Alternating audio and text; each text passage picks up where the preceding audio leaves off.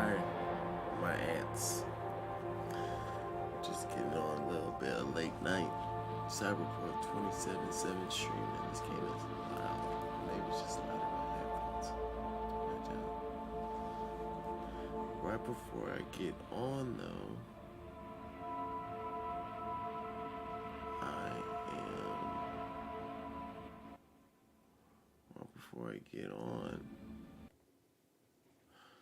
I am gonna go on YouTube and see what is the best builds to have.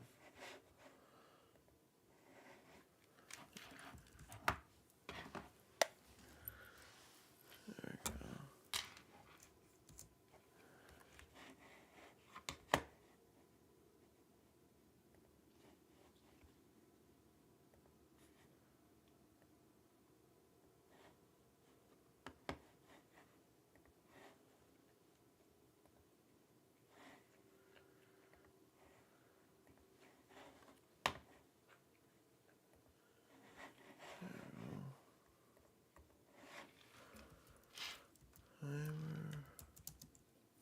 go. Ooh, 2077.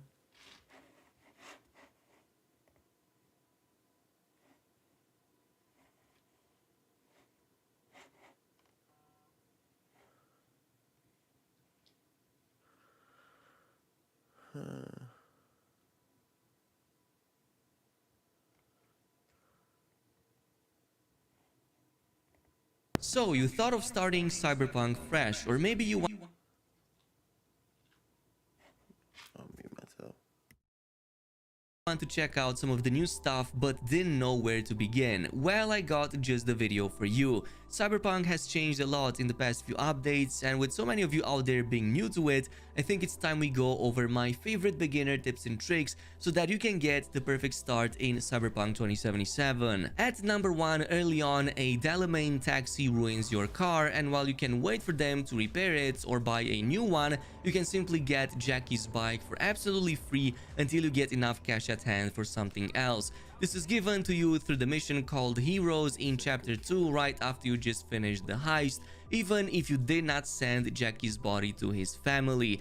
I still recommend you do that though, because you also have to wait a little bit less in-game to get that bike, and at the same time you also get access to Jackie's iconic pair of pistols that you can't otherwise unless you send that body to his family.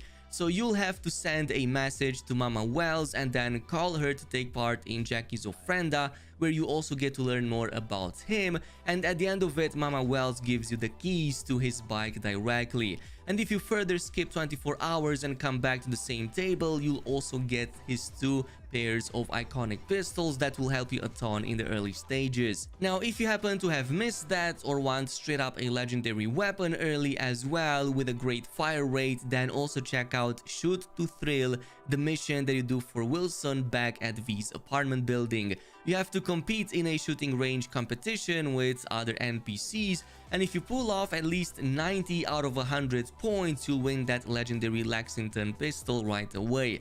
Now, the easiest way to get on first place is to just equip the Dying Knight iconic green pistol that Wilson also gives you for free at the start of the game.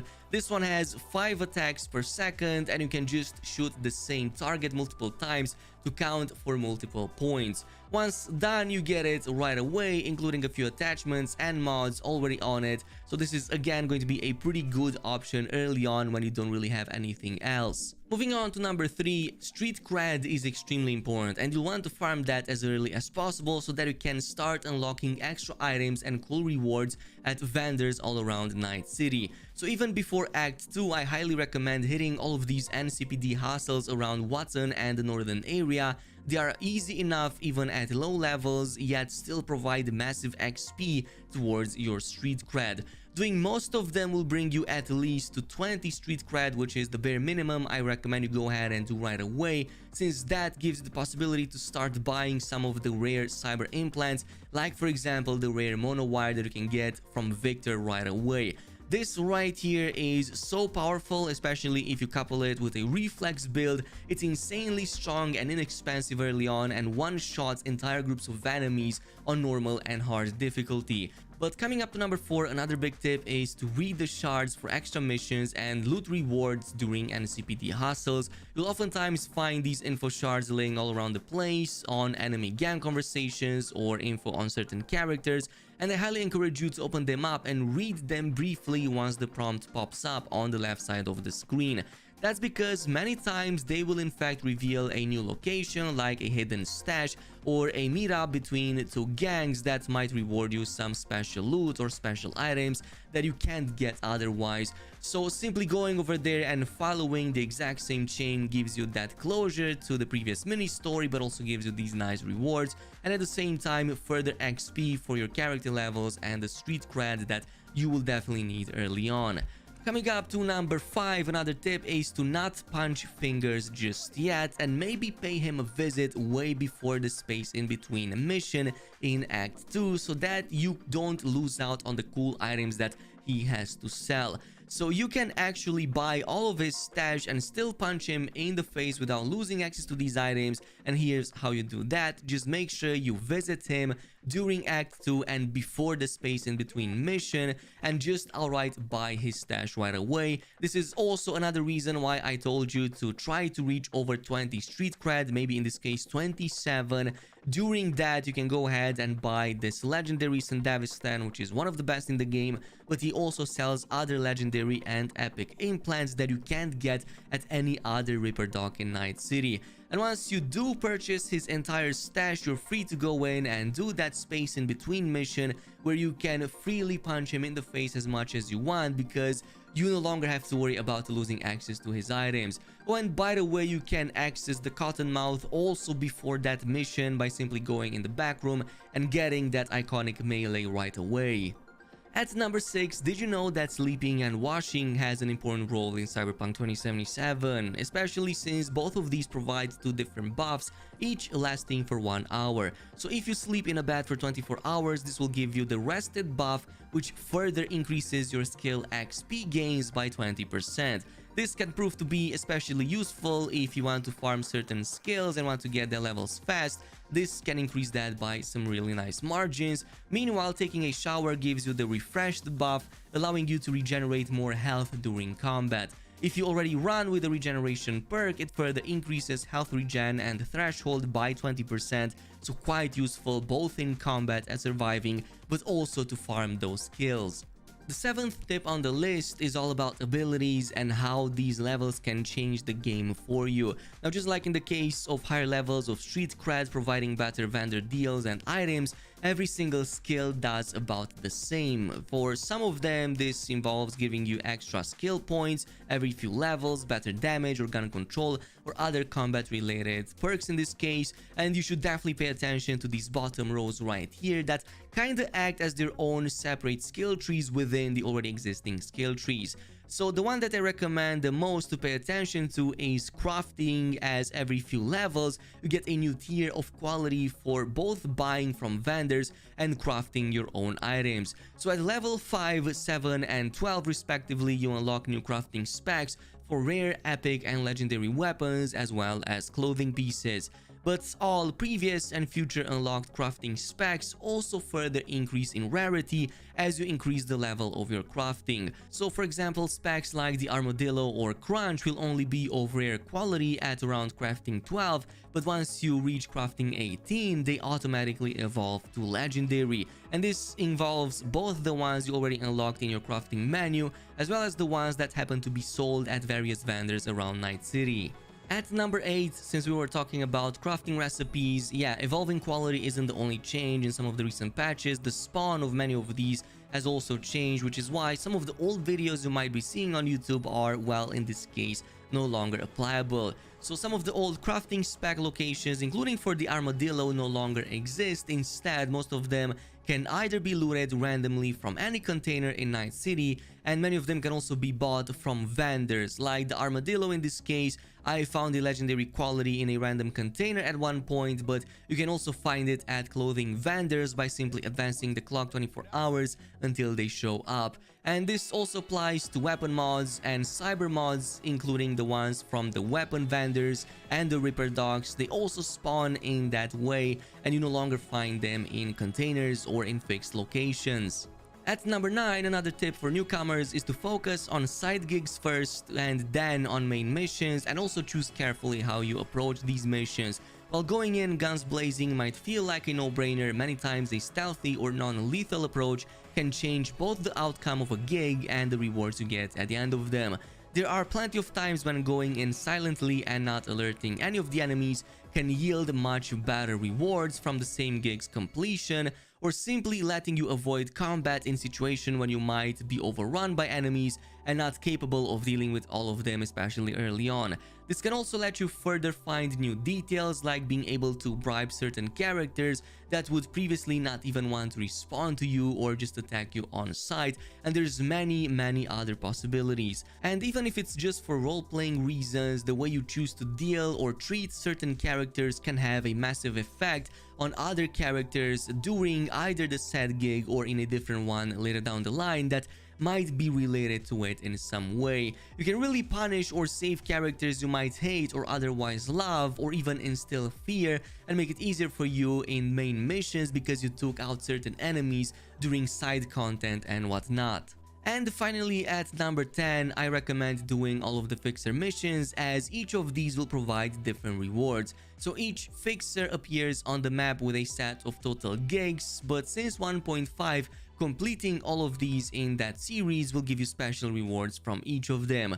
So Dinovic, doing all 5 out of 5 gigs for him in the city center gives you a really awesome green tinted Quadra Type 66, very fast and very awesome looking. You also get another vehicle from Dakota Smith if you finish all 9 out of 9 of her gigs in Badlands, which is going to be the Thornton Saguaro, another really awesome looking one. But you can also get weapons, like for example, Padre gives you the Seraph legendary pistol and its crafting recipe that gets higher and higher chances to set enemies on fire with each shot. El Capitan Reyes, on the other hand, gives you the Bloody Mary legendary shotgun and its crafting recipe, a really nice weapon with graffitis on it and a high chance to further dismember enemies. And finally, Wakako gives you the Byaku legendary katana, really unique looking one with gold and black that I believe is the only one in Cyberpunk that comes with a gap closing mechanic. And yeah, this is pretty much it with the biggest tips and tricks in Cyberpunk 2077. Thanks so much for watching, and I'll see you guys in the next video.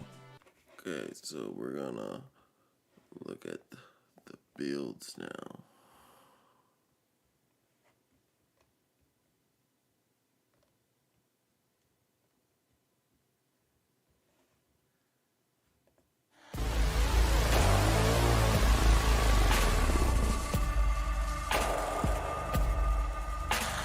Hey everybody, and welcome to the channel. My name is Hack, and in this video we'll be exploring the world of Cyberpunk 2077 and specifically my top picks for the best builds and playstyles in the game. Now, much of this information is still brand new, but we do have tons and tons of gameplay footage, interviews, deep dives, written articles, and a lot more that I've dissected for you and reassembled back into some pretty cool builds to help you start planning your first playthrough right now. So first, let's talk about what makes up a build in the world of Cyberpunk 2077. Basically, the game doesn't feature any specific classes, but instead it uses a fluid specialization system, which means any character can be anyone and do anything depending on how you specialize your build. The 5 main components of any Cyberpunk 2077 build will include attributes, skills and perks, weapon, armor and clothing options, cyberware, and finally, your chosen life path. I'll give you a brief overview in this video about each of these systems to help you understand the build process better, but expect to see detailed guides for each component later on my channel. Written guides for each are also already available on my Cyberpunk 2077 dedicated website, cyberpunkcentral.com, so go check it out. First, let's talk about attributes, which are the core stats of all character builds in Cyberpunk 2077. You begin the game by choosing specific starting values for all of your attributes during character creation, but you can also put additional points into attributes during the game as you level up. The 5 attributes are body, intelligence, reflexes, technical ability, and cool. Each attribute is then linked to several skill trees, which help you further define your character by improving those skills and choosing perks. For example, the reflexes attribute defines how good you can become using rifles, handguns, and blades, each of which have their own separate skill trees with further unique perks in each. Of course, weapons, armor, and even clothing will play a big role in defining your character's build in Cyberpunk 2077. As we all know, fashion is endgame, of course, and then your decision to use cyberware or not. Cyberware is basically special gear equipped directly within your body that can further amplify your abilities, giving you even greater strength, speed, reflexes, and much more. Finally, your chosen life path will have some impact on your Cyberpunk build, though it likely will be just for, role-playing flavor and for giving you access to some life path specific quest lines and dialogue options. Again, we'll be covering all of these fundamental systems in later videos, but now that you understand the basics, let's dive into the builds. Kicking off our list at number 1 is the Ninja Assassin, a deadly predator ready to dominate the districts of Night City. For attributes on this build, you'll want to focus on 2 key stats, that being reflexes and cool. Under the reflexes attribute, we'll have the very important blades skill line, which will improve your prowess with handheld swords like katanas, knives, and even the powerful Mantis Blades cyberware. The perks within the blades skill tree have strong ninja-based themes already, making them perfect for improving this build over time. For example, you've got Unfair Advantage, deals 10% more damage to enemies who have higher percentage of their max health than you, Dragon Strike, which causes your strong attacks to consume stacked bleeding effects and deal 15% bonus damage. There's Flight of the Sparrow, which reduces the stamina cost of all bladed attacks by 50%. There's the Slow and Steady perk, where your armor is increased by 30% while moving. Offensive Defensive, where your defensive attacks with blades deal 200% more damage. And the Ninja perk, where you can deflect attacks and perform dash attacks while using katanas. So in addition to focusing on reflexes, we're going to want to drop some points into the cool stat as well, because it's here where we gain access to the stealth skill tree, which is going to add a lot more mobility and of course deadly sneak attacks to our build. Some more useful perks for the Ninja Assassin in the stealth skill tree include Toxicology. This increases the duration of poisons. Then Embrace the Shadows. This increases your health regeneration by 25% while you're sneaking. Crouching Tiger increases. Next up, we have the Street Brawler build, a balls to the wall fighter, in your face melee build if you really want to dish out some pain. For attributes, this build will focus early on the body stat, which we already know passively increases your maximum health, your stamina, and other physical characteristics. The body stat also unlocks the appropriately named Street Brawler skill tree for this build, which focuses on pure brutal melee damage. For example, you got the Gorilla perk. This causes your critical hit damage to increase by 60% for 10 seconds after you kill an enemy. Equally important under the body. Next up, let's talk about the Tech Sniper. This build is a master of guerrilla warfare. It can put down an enemy from unbelievable distances, around cover, and even through walls. Now, the primary stat for this build is going to be that reflexes attribute. And that's simply because reflexes gives us access to the rifle's skill tree and its accompanying perks. For example, the Punisher perk removes weapon sway for 10 seconds after killing an enemy. And for even extra weapon power, some attribute points put into technical ability, that's going to make this build really stand out. The technical stat is linked to the crafting skill line, which will let us upgrade our weapons through perks like R&D. This enables you to upgrade your items to legendary quality. The technical ability stat is also linked to the engineering skill tree. This is going to let us further refine our weapon skills with perks like Crazy Science. This increases your tech weapon damage by 25%. And speaking of weapons, this is where the Tech Sniper will have multiple amazing build options. First, yes, there is an entire class of tech weapons. We know from previous trailers, these weapons are extremely powerful. For example, you can charge up electromagnetic rounds that pierce through concrete walls. We also have access to a separate class of smart weapons that utilize missile-guided technology to automatically seek and target enemies on the battlefield. In terms of cyberware options, I think ocular implants like the Kiroshi optic scanner will most likely be pretty desirable on this build, as these can help with targeting enemies from a distance. We've also seen some abilities that can target enemies through walls, though this may require device hacking of things like security cameras in the area. Finally, your chosen life path for the build, of course, is up to you, but for me, the Nomad life path makes sense as that outdoor lifestyle and time spent out on the Badlands probably has given us plenty of time to practice our shot. Build number 4 on our list is definitely going to be a favorite for many players, and that's the strong solo build. Cyberpunk tends to again be the body stat, similar to the street brawler build we saw previously, as this will unlock higher health, stamina, physical characteristics of the build. In addition though, the body stat leads to the Annihilation skill tree, and this skill line with its perks is designed specifically for heavy weapons and shotguns. For example, we have a redacted perk in the Annihilation skill tree which reduces our weapon recoil by 50% for 6 seconds. In addition, we'll also want to focus heavily on the Athletics skill tree. One absolutely essential perk for this heavy weapons build is going to be the Pack Mule perk, which doubles our current carrying capacity, and the Multitasker perk, which lets you shoot while sprinting, sliding, jumping at the same time. And then the Transporter perk, this lets you shoot and sprint while carrying a body, perhaps as a human shield. And then remember, with enough athletic skill, you can rip turrets directly off their base and use them as your own weapon. Now, as for weapons and armor, the tech weapons I mentioned earlier will likely be a favorite choice, but there's yet another class of weapons which I think will be a great option for a strong solo build, and that's power weapons like the Carnage shotgun. These more closely resemble real-world weapons. It's going to be the Netrunner build. Netrunners in the world of Cyberpunk 2077 are the elite hackers of Night City, able to bend the will of surrounding technologies to do their bidding, often with deadly effects.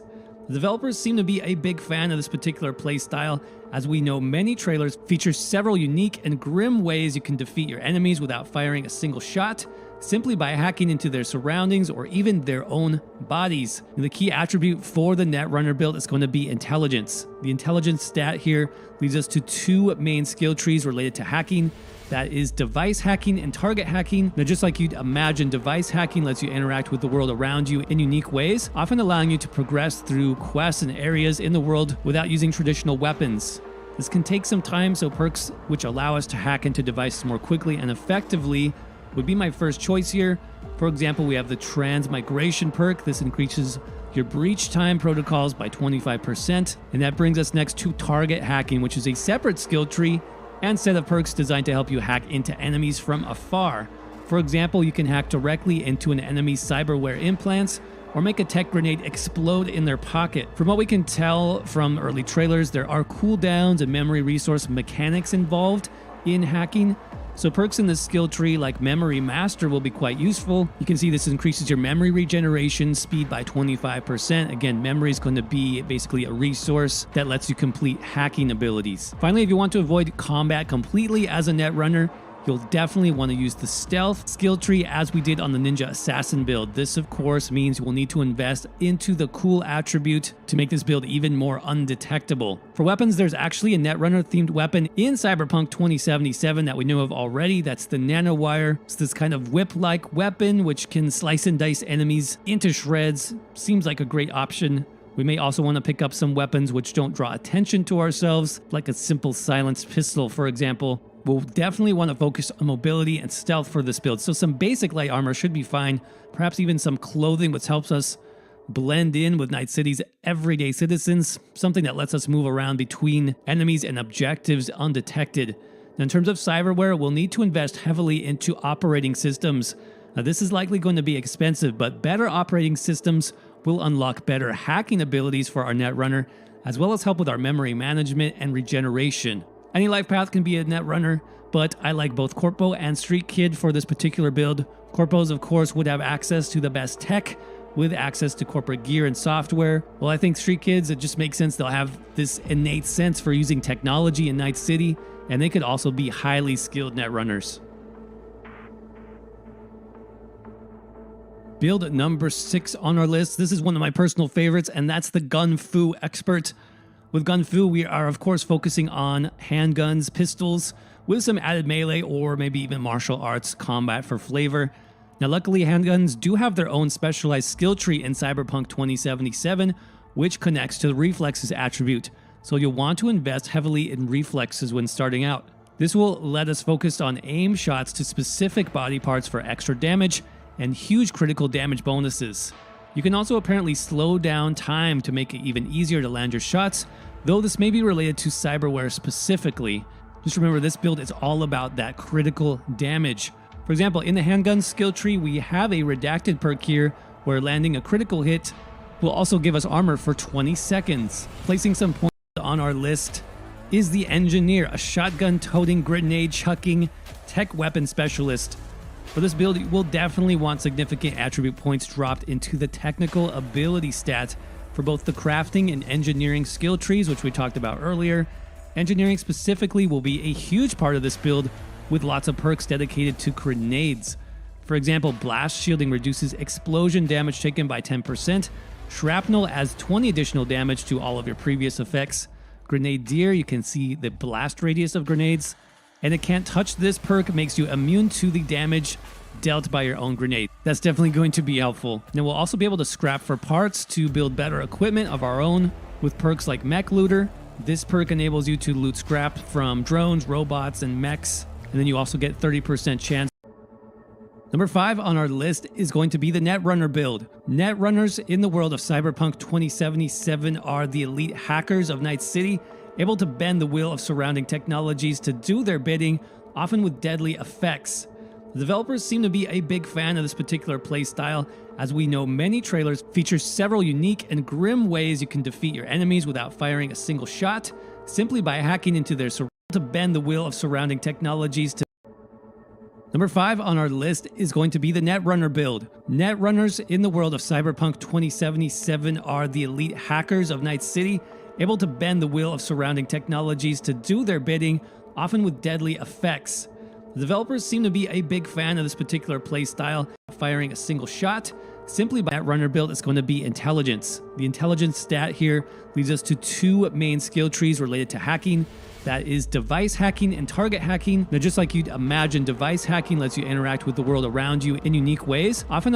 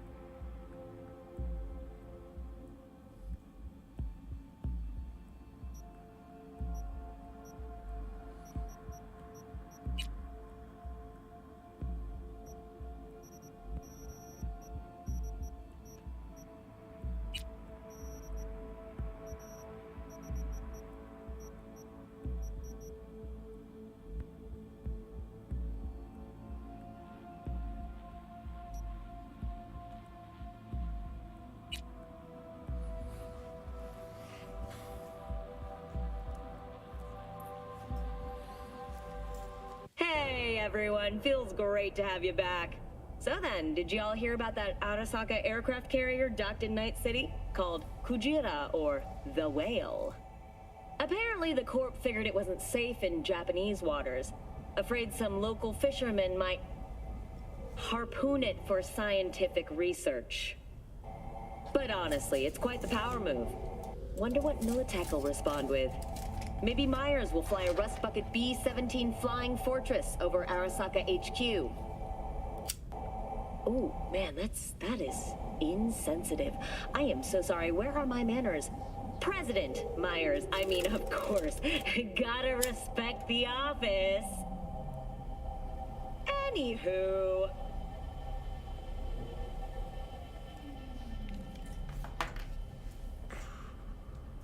It's really starting to weigh him down. Starting to take over. Hernandez pounces on the chest, coming in with a couple of hooks. Gaining the upper hand. Vicky, spry as ever, you old ripper. It's good to see you. Good to see you too, V. It's been a while. To what do I owe the pleasure today? Last gig. Had to jack into a client's neuro socket. Think I might have gotten spiked. Experiencing migraines, nausea, hypersensitivity to bright lights? Whole kit and caboodle. All right, Kit. We'll sort you out in a flash. Besides that, how are things?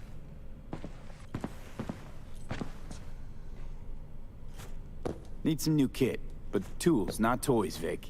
Time I bumped up my sights and got a grip. Really?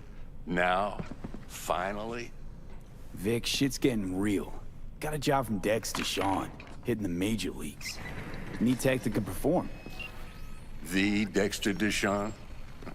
Well, that is something. But let me guess. Hasn't paid you yet.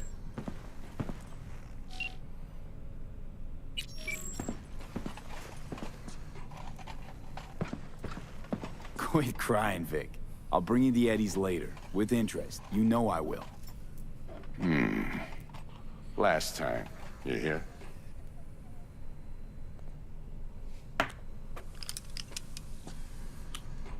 Chair, please. Sit down and relax.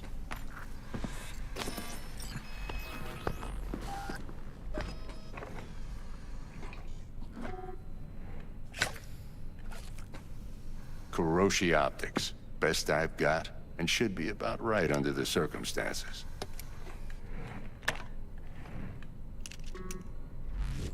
Now jack in.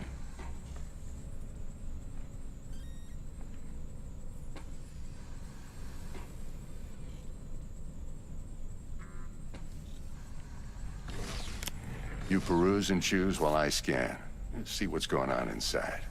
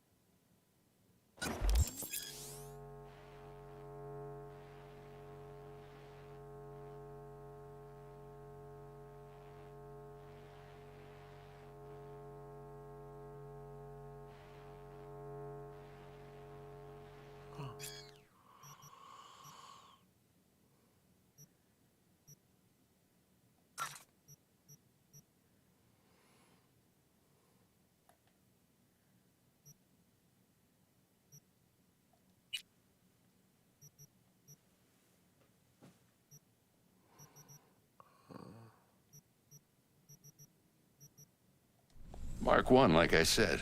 Decent enough scanner. Displays data on your cornea. Sure you on the... Do I get rid of it?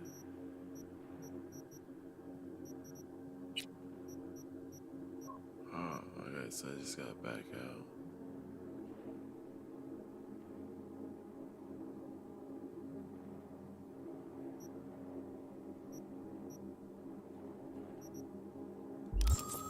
The top's a built-in external lens disruptor. In layman's terms, any surveillance cam will capture your face as a blur. And just remember, your body will still show up as crystal clear. This should do the trick. Talks to Kuroshi Tech, too. I'm ready. Carve away. Excellent. Let's do this. Lay that major league arm of yours right here.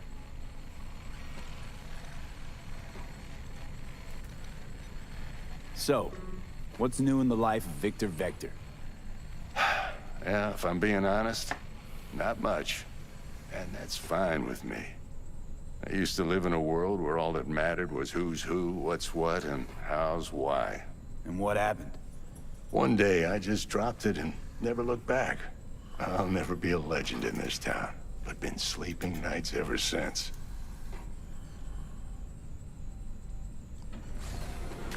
Just like that. Thanks. Now, a bit of anesthetic and I can start cutting. Feel anything? Play by play, though? Really, Doc? Makes you sound like a dentist. Always going on and on. Don't be mean now. Remember, I'm old. I got a shaky Gannic hand. Could slip. Lights out for a minute, all right?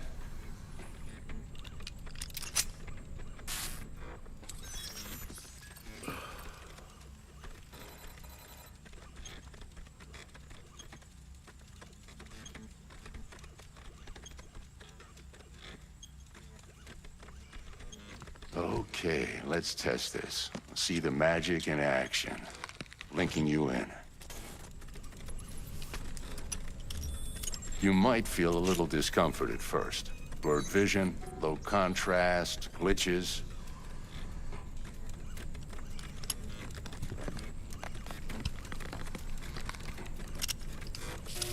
Well, how's it look? Feel all right to you?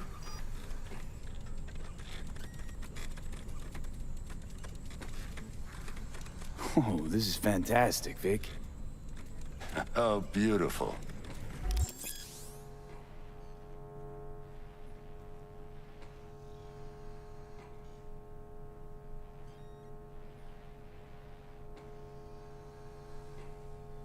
Time for the scanner.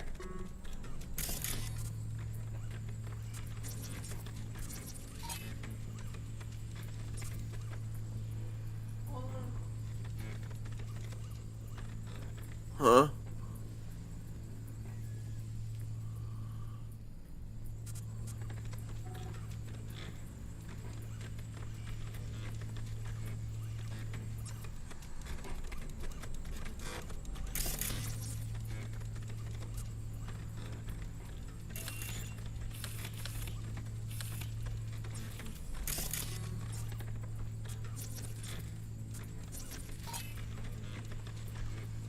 It might take you a few seconds to adjust.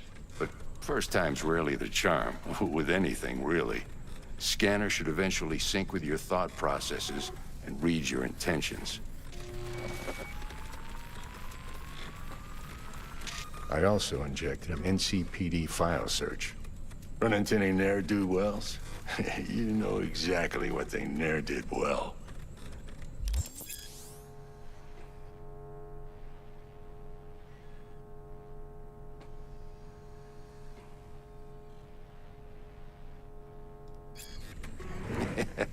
It ought to work like a charm. Now draw your weapon. You should see your ammo count in a brand new sight.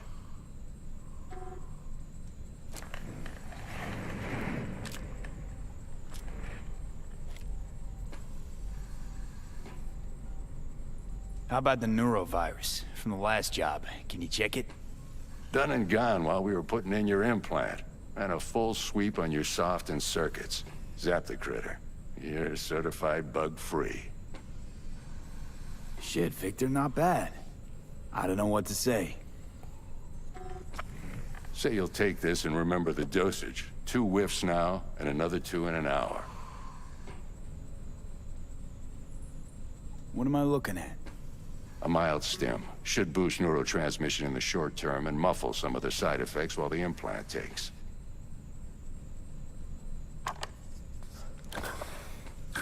Thanks again, Vic. You're the best.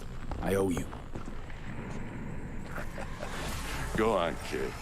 Show them what you're made of. And once you hit the big leagues, don't forget where you came from.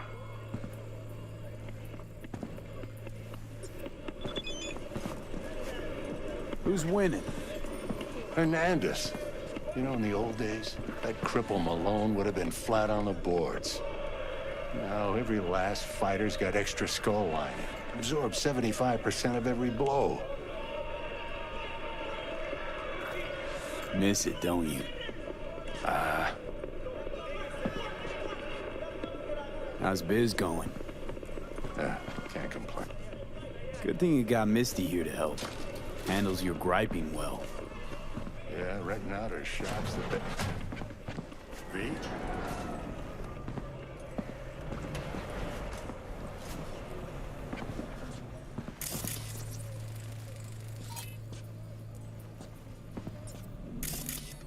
I miss my sister.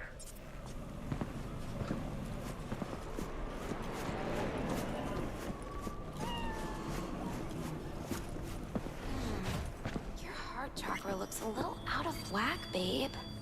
I can release it for you, but you'd have to watch out for negative energy fields and avoid mean reds. V, yo, listen up.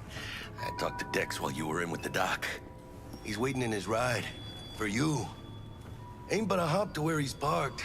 Next to Gramsci Burgers. Okay, do my best to talk us up.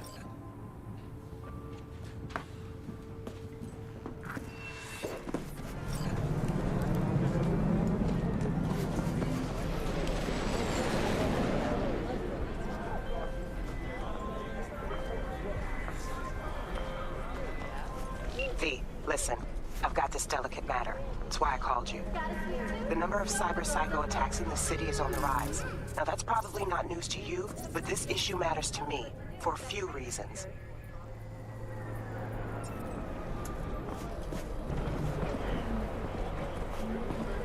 There are people who say cyberpsychosis can be treated.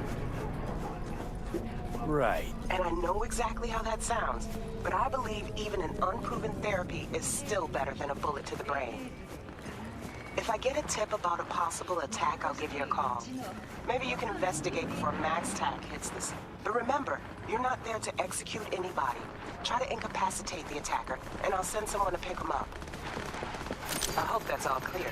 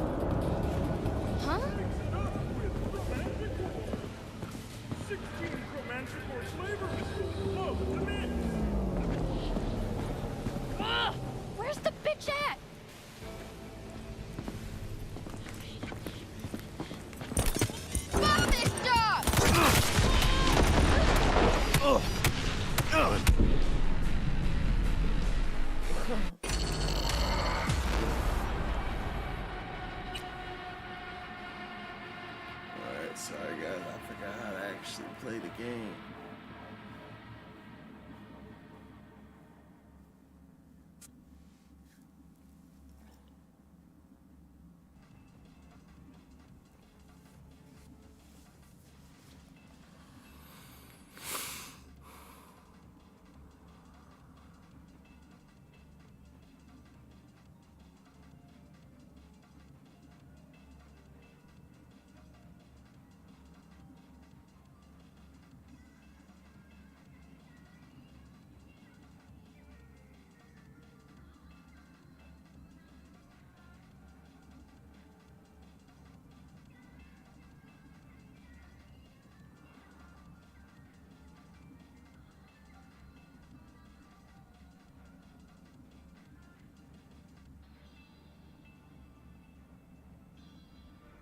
Do my best to talk us up.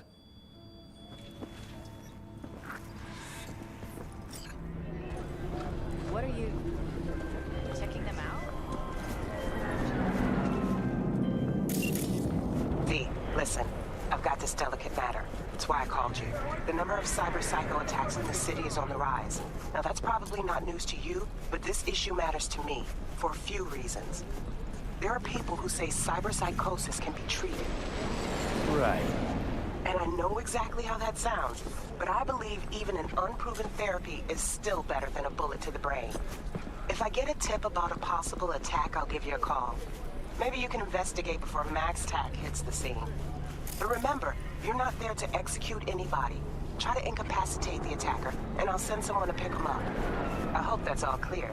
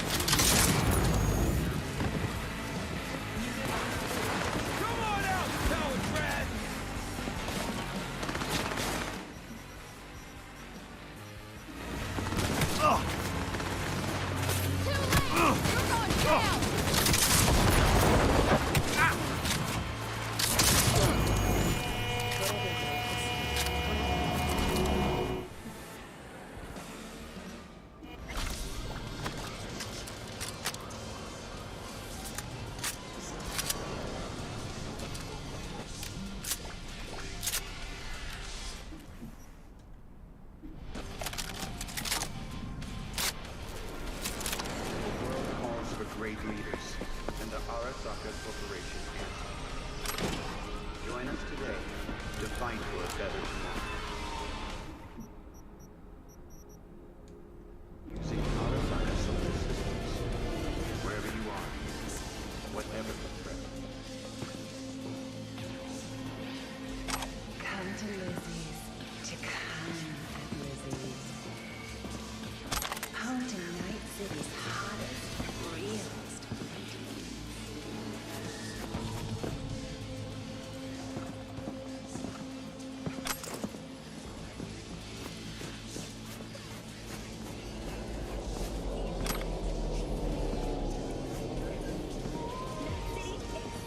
Can a heart explode out of love?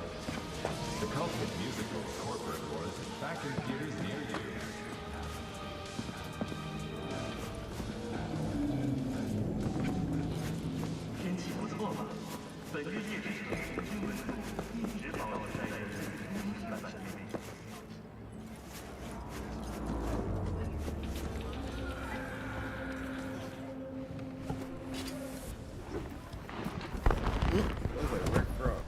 Yo, Mr. V, a pleasure.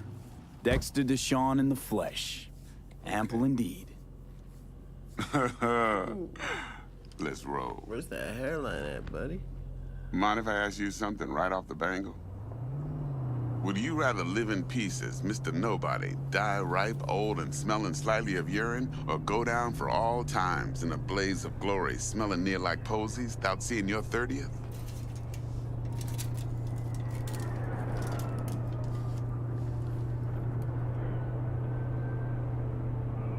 You're either somebody or you fizzle out into nothing. Night City don't let you choose. Oh, but it does. See, in my line of work, I choose to be Mr. Chill. But folk who try to take advantage, well, they see the beast inside. All right, listen close. Scanning a serious job now. Playing gargantuan compared to smashing up a scav home. Let me hear it. What's the job? There's this prototype tech. A biochip, to be precise. Job's to grab it. Simple. Yeah? Guessing it belongs to a corp. Mm-hmm. Aerosol. Surely that's no problem.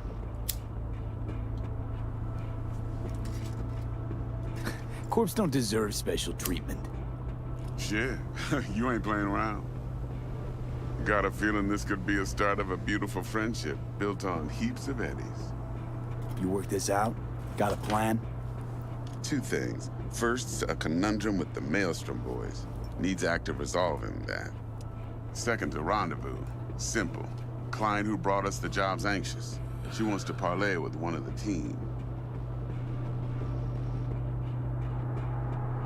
What's the issue needs resolving with Maelstrom? Got a beef? Slotting the shard.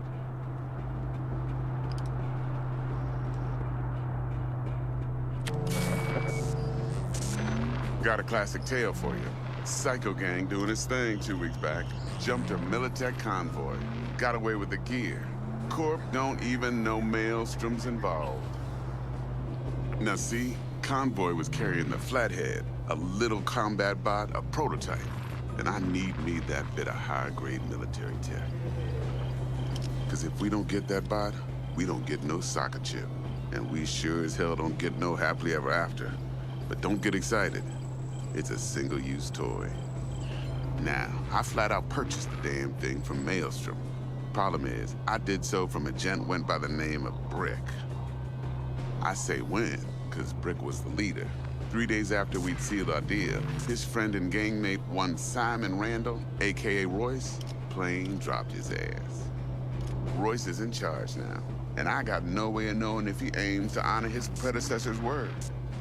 To add to this shitstrom, one Meredith Stout of Militech has developed an interest in said convoy. Who's the prima donna? Corpo agent, internal affairs.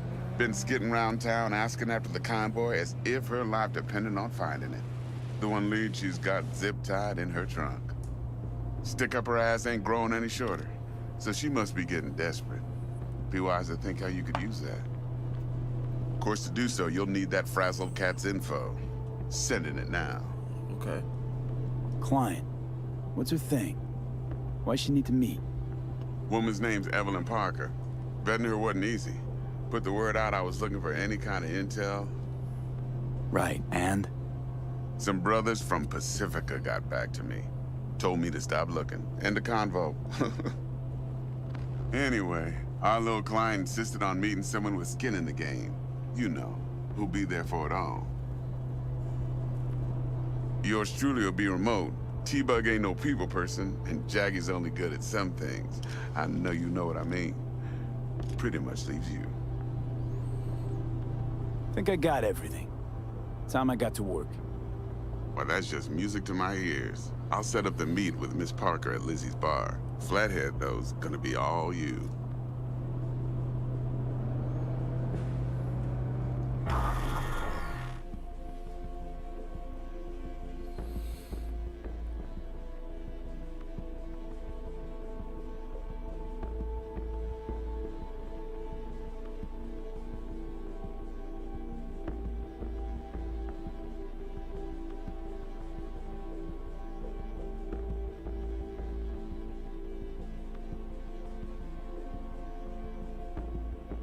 Okay, let's get it.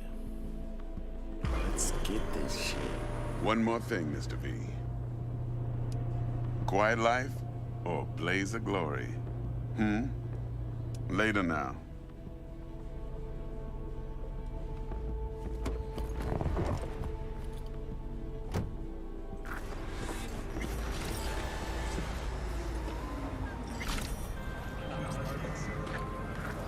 Jackster, talk to Dex. Yeah, Gordito's a big deal. Literally at 9, yeah?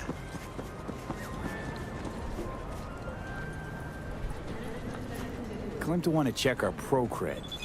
But to me, it feels more like he tangled us up with Maelstrom and Militech. There's this combat bot, military prototype. Maelstrom clept it. Then Dex paid to take it off their hands just before the Gangoons had a switch up in management. Right, heard about that. Royce versus Brick. Hostile takeover. That sums it up. Dex wants us talking to Royce. Gave the deets of some Militech agent too, but I don't know how much help she stands to be.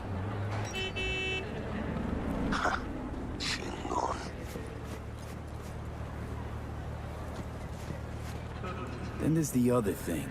Gotta meet the client who put the job on the table. Evelyn Parker. You? Well, what's Dex gonna do? Ride around in his limo, chat chicks up on the hollow? Parker wants to meet someone on the crew. Dex gave me the nod. He must know what he's doing. So, how you want to play this? Maelstrom or Parker? What's first?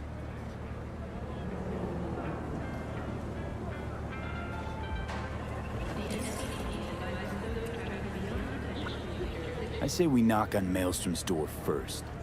Pound, actually. Orale. In that case, I'll hit the all foods, put my nose to the ground. Sniff around. Hasta luego.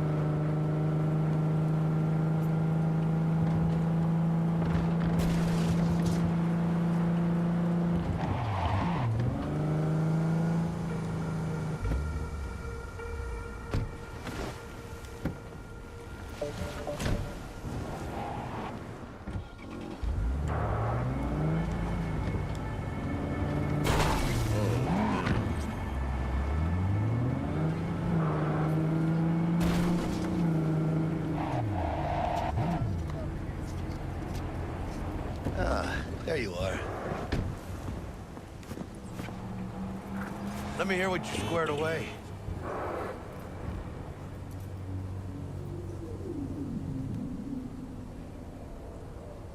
So Dex already paid the Maelstromers for the Corpo bot. Thing is, can't be sure the gang goons are still willing to hand it over. He paid up front? Híjole. Well, whatever. Let's go get this tech. You scheme yet? You got a plan? Doubt shit can go smoothly. This is Maelstrom. Gang world ain't too complicated. Might's right. The strong survive. Either you fuck others, or you get fucked. So, into the Borg Beast Den? Let's go see these bastards. All right, let's knock on their door. See if they even open up.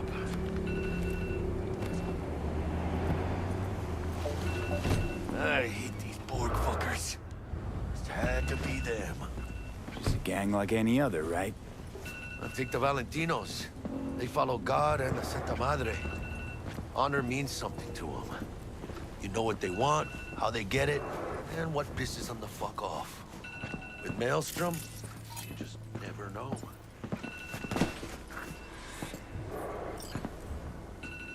Go on, let them know we're here.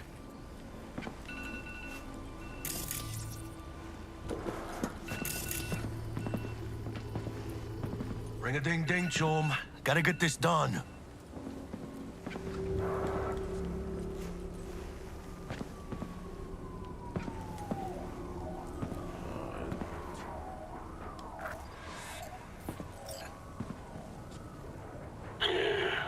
Don't know you.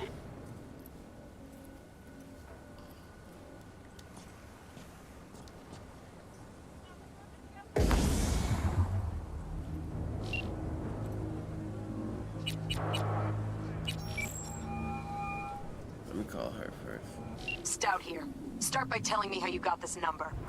No more than your number. Heard you misplaced a convoy. You shut him up. Spill what you know. Don't make me wait. Nuh-uh, not on the horn. Let's meet, cut a deal. A deal. Fine.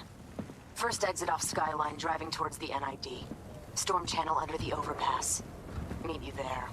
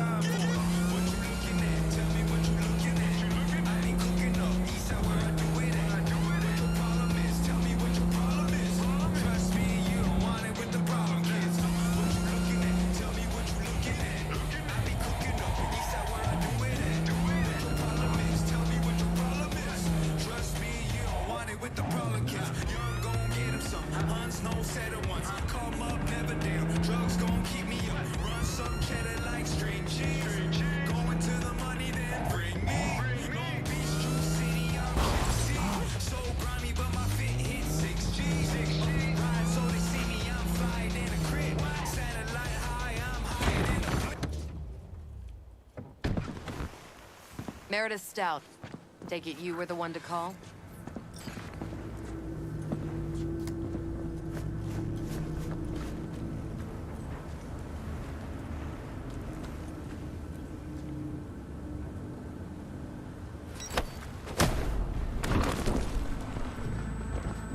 Thought you could blackmail me, fucker? Set conditions? Got any more for me?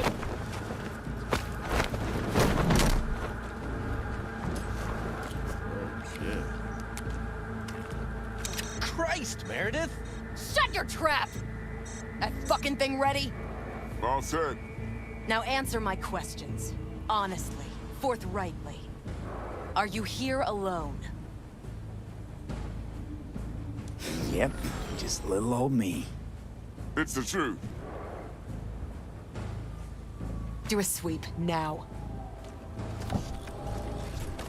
They didn't even let me pick an option. Now listen close. This piece of shit, Anthony Gilchrist. Is he your contact? Is he the one who leaked intel on the convoy? That guy? Never seen him before. Checks out. Listen, I know where the transport is. I can help you. Just want a favor in return. I told you! I fucking told you! I'm not the mole! Jesus Christ! Shut him up! Unhand me now before I... Him you can let go. Want to hear what he has to say?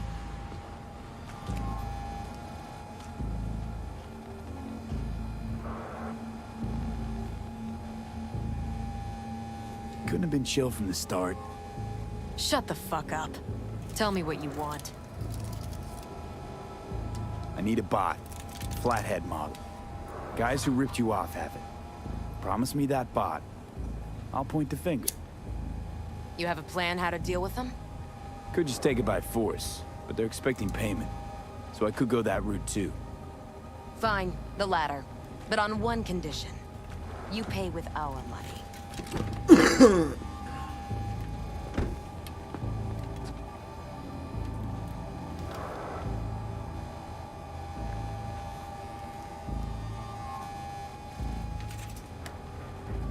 Mistake. Big mistake.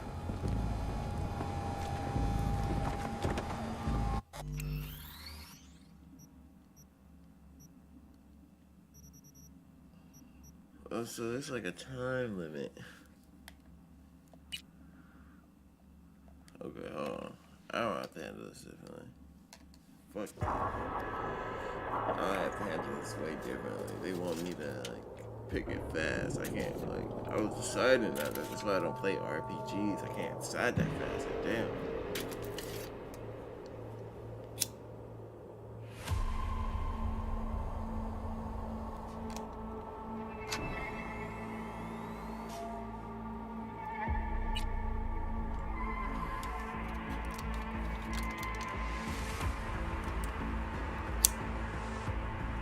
Hey everyone, feels great to have you back. So then, did y'all hear about that Arasaka aircraft carrier docked in Night City called Kujira, or the Whale? Apparently the Corp figured it wasn't safe in Japanese waters, afraid some local fishermen might harpoon it for scientific research. But honestly, it's quite the power move. Wonder what Militech will respond with. Maybe Myers will fly a Rust Bucket B-17 Flying Fortress over Arasaka HQ. Ooh, man, that is insensitive.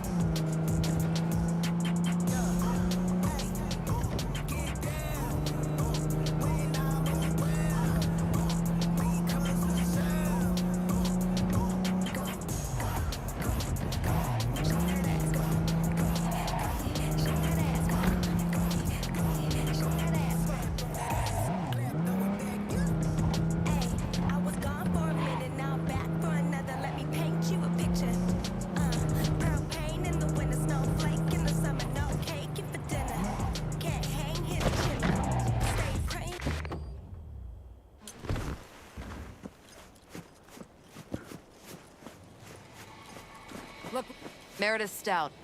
Take it you were the one to call?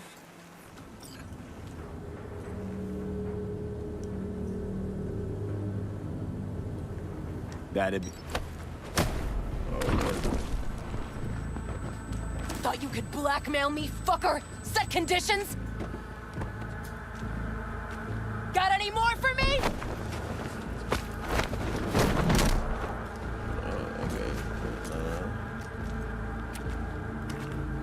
Christ, Meredith! Shut your trap! That fucking thing ready? All set. Now answer my questions. Honestly, forthrightly. Are you here alone? Yep, just little old me. It's the truth. Do a sweep, now. Now listen close. This piece of shit, Anthony Gilchrist.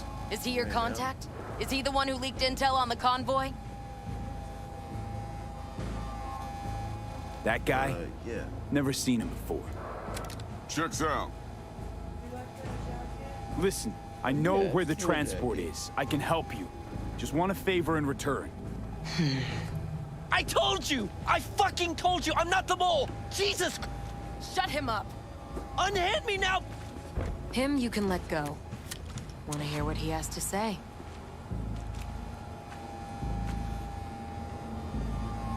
I need a bot. Guys who ripped you off had. You have a plan how to do... Could just take it by force, but they're expecting... Fine. The... Sounds solid enough. I'm in.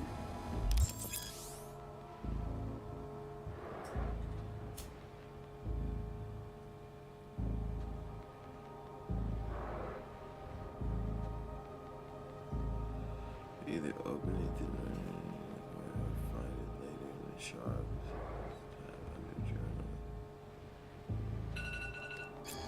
You pay with that chip, and that's all you gotta worry about. Try to fuck me in any way. And I'll be seeing you real soon. You're making a mistake. This cunt's already good as dead. She'll take you down with her.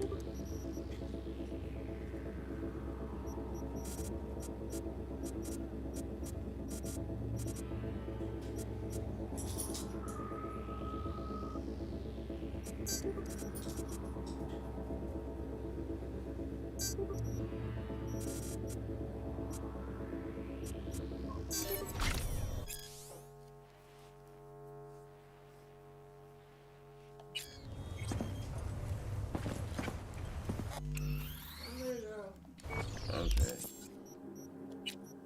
Yeah. I'm gonna go with you too, baby. Ready to go? Yeah. I suck at hacking.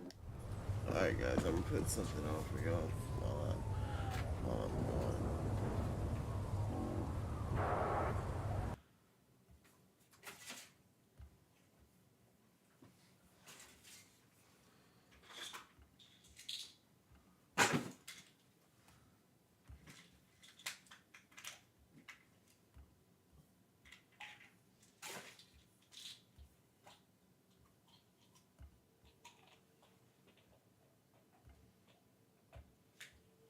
Now, much of this information is still brand new, but we do have tons and tons of gameplay footage, interviews, deep dives, written articles, and a lot more that I've dissected for you and reassembled back into some pretty cool builds to help you start planning your first playthrough right now. So first, let's talk about what makes up a build in the world of Cyberpunk 2077. Basically, the game doesn't feature any specific classes, but instead it uses a fluid specialization system, which means any character can be anyone and do anything depending on how you specialize your build. The 5 main components of any Cyberpunk 2077 build will include attributes, skills and perks, weapon, armor and clothing options, cyberware, and finally, your chosen life path. I'll give you a brief overview in this video about each of these systems to help you understand the build process better, but expect to see detailed guides for each component later on my channel. Written guides for each are also already available on my Cyberpunk 2077 dedicated website, cyberpunkcentral.com, so go check it out. First, let's talk about attributes, which are the core stats of all character builds in Cyberpunk 2077. You begin the game by choosing specific starting values for all of your attributes during character creation, but you can also put additional points into attributes during the game as you level up. The 5 attributes are body, intelligence, reflexes, technical ability, and cool. Each attribute is then linked to several skill trees, which help you further define your character by improving those skills and choosing perks. For example, the reflexes attribute defines how good you can become using rifles, handguns, and blades, each of which have their own separate skill trees with further unique perks in each. Of course, weapons, armor, and even clothing will play a big role in defining your character's build in Cyberpunk 2077. As we all know, fashion is endgame, of course, and then your decision to use cyberware or not. Cyberware is basically special gear equipped directly within your body that can further amplify your abilities, giving you even greater strength, speed, reflexes, and much more. Finally, your chosen life path will have some impact on your Cyberpunk build, though it likely will be just for, role-playing flavor and for giving you access to some life path specific quest lines and dialogue options. Again, we'll be covering all of these fundamental systems in later videos, but now that you understand the basics, let's dive into the builds. Kicking off our list at number 1 is the Ninja Assassin, a deadly predator ready to dominate the districts of Night City. For attributes on this build, you'll want to focus on 2 key stats, that being reflexes and cool. Under the reflexes attribute, we'll have the very important blades skill line, which will improve your prowess with handheld swords like katanas, knives, and even the powerful Mantis Blades cyberware. The perks within the blade skill tree have strong ninja-based themes already, making them perfect for improving this build over time. For example, you've got Unfair Advantage, deals 10% more damage to enemies who have higher percentage of their max health than you. Dragon Strike, which causes your strong attacks to consume stacked bleeding effects and deal 15% bonus damage. There's Flight of the Sparrow, which reduces the stamina cost of all bladed attacks by 50%. There's the Slow and Steady perk, where your armor is increased by 30% while moving. Offensive Defensive, where your defensive attacks with blades deal 200% more damage. And the Ninja perk, where you can deflect attacks and perform dash attacks while using katanas. So in addition to focusing on reflexes, we're going to want to drop some points into the cool stat as well, because it's here where we gain access to the stealth skill tree, which is going to add a lot more mobility and of course deadly sneak attacks to our build. Some more useful perks for the Ninja Assassin in the stealth skill tree include Toxicology. This increases the duration of poisons. Then Embrace the Shadows. This increases your health regeneration by 25% while you're sneaking. Crouching Tiger increases your movement speed while sneaking by an additional 30%.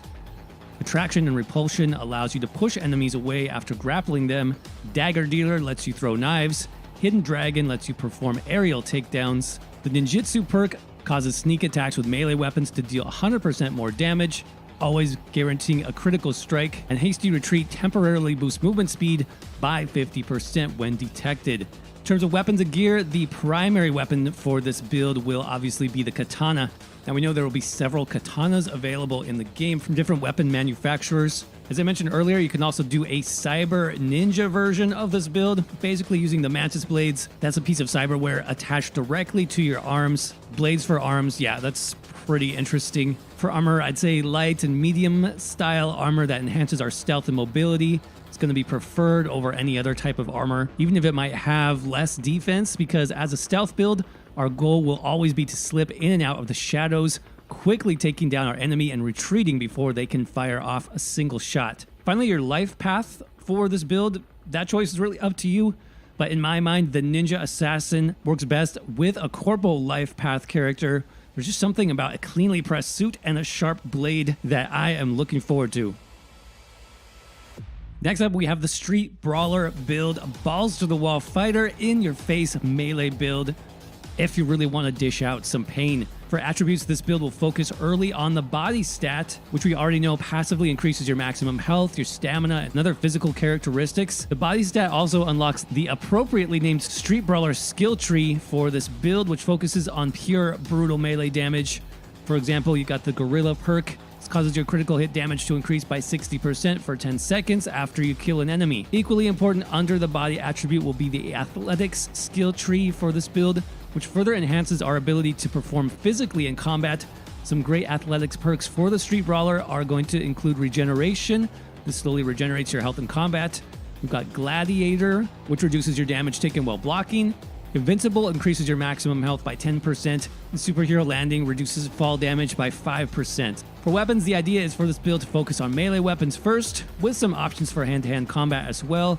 Early on, we'll want to find basically the biggest, heaviest, two-handed weapon we can find. I'm thinking a hammer or something similar will be perfect. Armor options can be heavy, though a medium or maybe even a light armor style may be equally as good for the added mobility, because remember that both mobility and defense can always be augmented with cyberware. Finally, for the life path of the Street Brawler, choosing a street kid makes the most sense to me from a thematic point of view. What better story than a kid from the streets becoming the king of Night City? Next up, let's talk about the Tech Sniper. This build is a master of guerrilla warfare. They can put down an enemy from unbelievable distances, around cover, and even through walls. Now, the primary stat for this build is going to be that Reflexes attribute.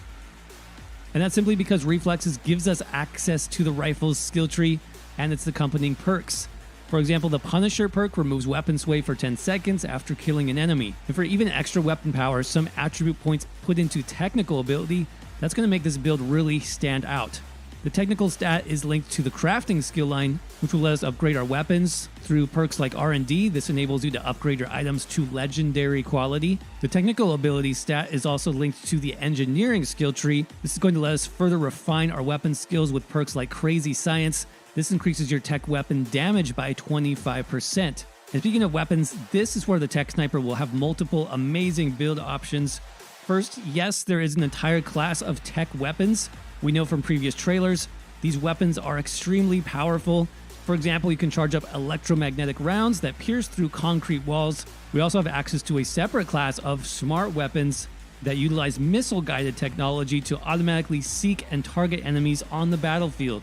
In terms of cyberware options, I think ocular implants like the Kuroshi optic scanner will most likely be pretty desirable on this build, as these can help with targeting enemies from a distance. We've also seen some abilities that can target enemies through walls, though this may require device hacking of things like security cameras in the area. Finally, your chosen life path for the build, of course, is up to you, but for me, the Nomad life path makes sense, as that outdoor lifestyle and time spent out on the Badlands probably has given us plenty of time to practice our shot. Build number 4 on our list is definitely going to be a favorite for many players, and that's the strong solo build. Cyberpunk 2077's equivalent of Rambo or the Terminator. This build is going to focus on heavy weapons, shotguns, even rockets, to maim and destroy everything in your path. Your primary attribute for going with a strong solo build is going to again be the body stat, similar to the Street Brawler build we saw previously, as this will unlock higher health, stamina, physical characteristics of the build. In addition, though, the body stat leads to the Annihilation skill tree, and this skill line with its perks is designed specifically for heavy weapons and shotguns. For example, we have a redacted perk in the Annihilation skill tree, which reduces our weapon recoil by 50% for 6 seconds. In addition, we'll also want to focus heavily on the Athletics skill tree. One absolutely essential perk for this heavy weapons build is going to be the Pack Mule perk, which doubles our current carrying capacity, and the Multitasker perk, which lets you shoot while sprinting, sliding, jumping at the same time. And then the Transporter perk, this lets you shoot and sprint while carrying a body, perhaps as a human shield. And then remember, with enough athletic skill, you can rip turrets directly off their base and use them as your own weapon. Now, as for weapons and armor, the tech weapons I mentioned earlier will likely be a favorite choice, but there's yet another class of weapons which I think will be a great option for a strong solo build, and that's power weapons like the Carnage shotgun. These more closely resemble real-world weapons, but with the added benefit of being able to ricochet bullets off of nearby surfaces to destroy targets hiding behind cover. In terms of armor, we'll definitely want as much protection as possible, so the heavier the better, and this can likely be amplified further with subdermal plating, basically cyberware that acts like armor underneath your skin. We may also be able to augment our running and jumping. As we know, there is specific cyberware just for legs, so if you want that unstoppable Terminator feeling, this build is definitely for you. Finally, for life path, I would probably go with the corporal life path for this specific build. It just feels like a good fit for a former corporate protection agent, maybe gone rogue, ready to tear down corporations from the inside. Number 5 on our list is going to be the Netrunner build. Netrunners in the world of Cyberpunk 2077 are the elite hackers of Night City, able to bend the will of surrounding technologies to do their bidding, often with deadly effects. The developers seem to be a big fan of this particular playstyle, as we know many trailers feature several unique and grim ways you can defeat your enemies without firing a single shot, simply by hacking into their surroundings or even their own bodies. And the key attribute for the Netrunner build is going to be intelligence. The intelligence stat here leads us to 2 main skill trees related to hacking. That is device hacking and target hacking. Now, just like you'd imagine, device hacking lets you interact with the world around you in unique ways, often allowing you to progress through quests and areas in the world without using traditional weapons. This can take some time, so perks which allow us to hack into devices more quickly and effectively would be my first choice here. For example, we have the transmigration perk. This increases your breach time protocols by 25%. And that brings us next to target hacking, which is a separate skill tree and set of perks designed to help you hack into enemies from afar. For example, you can hack directly into an enemy's cyberware implants or make a tech grenade explode in their pocket. From what we can tell from early trailers, there are cooldowns and memory resource mechanics involved in hacking. So perks in this skill tree like Memory Master will be quite useful. You can see this increases your memory regeneration speed by 25%. Again, memory is going to be basically a resource that lets you complete hacking abilities. Finally, if you want to avoid combat completely as a Netrunner, you'll definitely want to use the stealth skill tree as we did on the Ninja Assassin build. This, of course, means we'll need to invest into the cool attribute to make this build even more undetectable. For weapons, there's actually a Netrunner themed weapon in Cyberpunk 2077 that we know of already. That's the nanowire. It's this kind of whip-like weapon which can slice and dice enemies into shreds. Seems like a great option. We may also want to pick up some weapons which don't draw attention to ourselves, like a simple silenced pistol, for example. We'll definitely want to focus on mobility and stealth for this build, so some basic light armor should be fine, perhaps even some clothing which helps us blend in with Night City's everyday citizens, something that lets us move around between enemies and objectives undetected. Now, in terms of cyberware, we'll need to invest heavily into operating systems. Now, this is likely going to be expensive, but better operating systems will unlock better hacking abilities for our Netrunner, as well as help with our memory management and regeneration. Any life path can be a Netrunner, but I like both Corpo and Street Kid for this particular build. Corpos, of course, would have access to the best tech, with access to corporate gear and software. Well, I think Street Kids, it just makes sense they'll have this innate sense for using technology in Night City, and they could also be highly skilled Netrunners.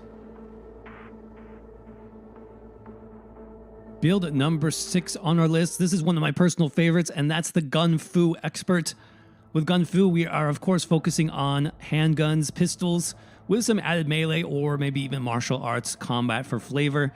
Now luckily, handguns do have their own specialized skill tree in Cyberpunk 2077, which connects to the reflexes attribute, so you'll want to invest heavily in reflexes when starting out. This will let us focus on aim shots to specific body parts for extra damage and huge critical damage bonuses. You can also apparently slow down time to make it even easier to land your shots, though this may be related to cyberware specifically. Just remember, this build is all about that critical damage.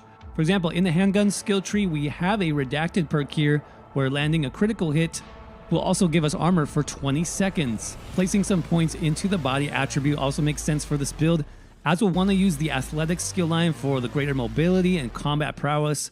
Like the multitask perk which we saw before, this lets us shoot while running and jumping, and hard MFer, which increases our armor and resistances at the beginning of combat. The main focus of this build in terms of weapons will of course be handguns, and I'm leaning towards smart weapons for that extra precision. Now, as a backup, using our bare hands may be enough, especially with a few added cyberware pieces for increased damage and durability. But we can also add melee weapons or swords to this build as a backup. Finally, in terms of that life path choice for the build, I will be playing a similar setup myself, using the Nomad life path, as this probably has like the best backstory I'd imagine for a gunslinger type of character due to their starting location in the Badlands. Last but not least, the number 7 build on our list is the Engineer, a shotgun-toting, grenade-chucking tech weapon specialist. For this build, you will definitely want significant attribute points dropped into the technical ability stat for both the crafting and engineering skill trees, which we talked about earlier.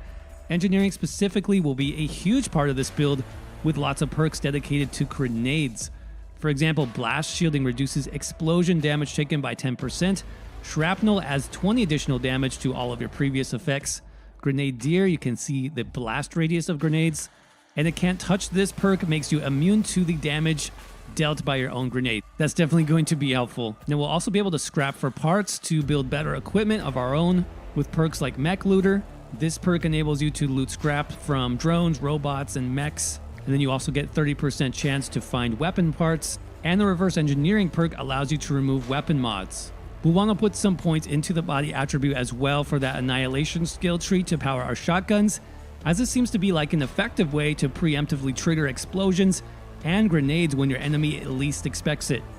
As far as weapons, using tech weapons again seems to be the way to go, as the tech shotgun can punch through walls very effectively and also will be empowered further by that crazy science perk from the engineering skill tree. In terms of armor, as an engineer, we can actually build our own using the crafting system, so I'm really looking forward to see what kinds of tech-specific armor will be available to build and craft. And of course, any life path option is possible here, but for role-playing, that kind of crafty, tinkerer-style build, Nomad seems to be the way to go, as we know that working on cars is part of their base game story.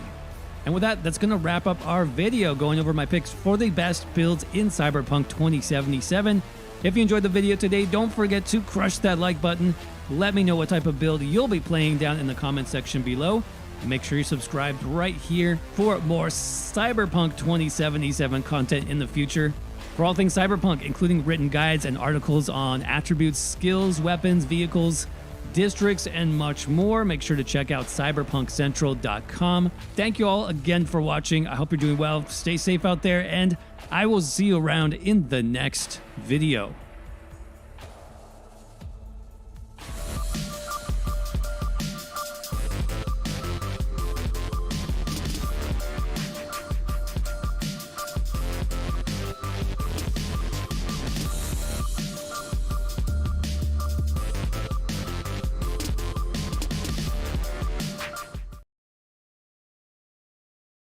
This video is sponsored by Galax. Hey guys, Dantix here. It costs 100,000 eddies to reset your perks in Cyberpunk 2077, which is as much as a high-end sports car in the game. When it comes to planning out and creating your character, for a lot of people, that's half the fun of an RPG. But building a character isn't easy to wrap your head around in Cyberpunk.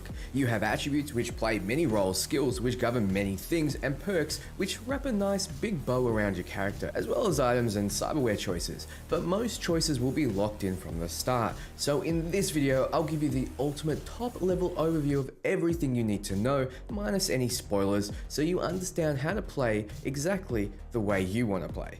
Let's begin with attributes. Attributes are locked in once committed to and play a huge part in how your character performs.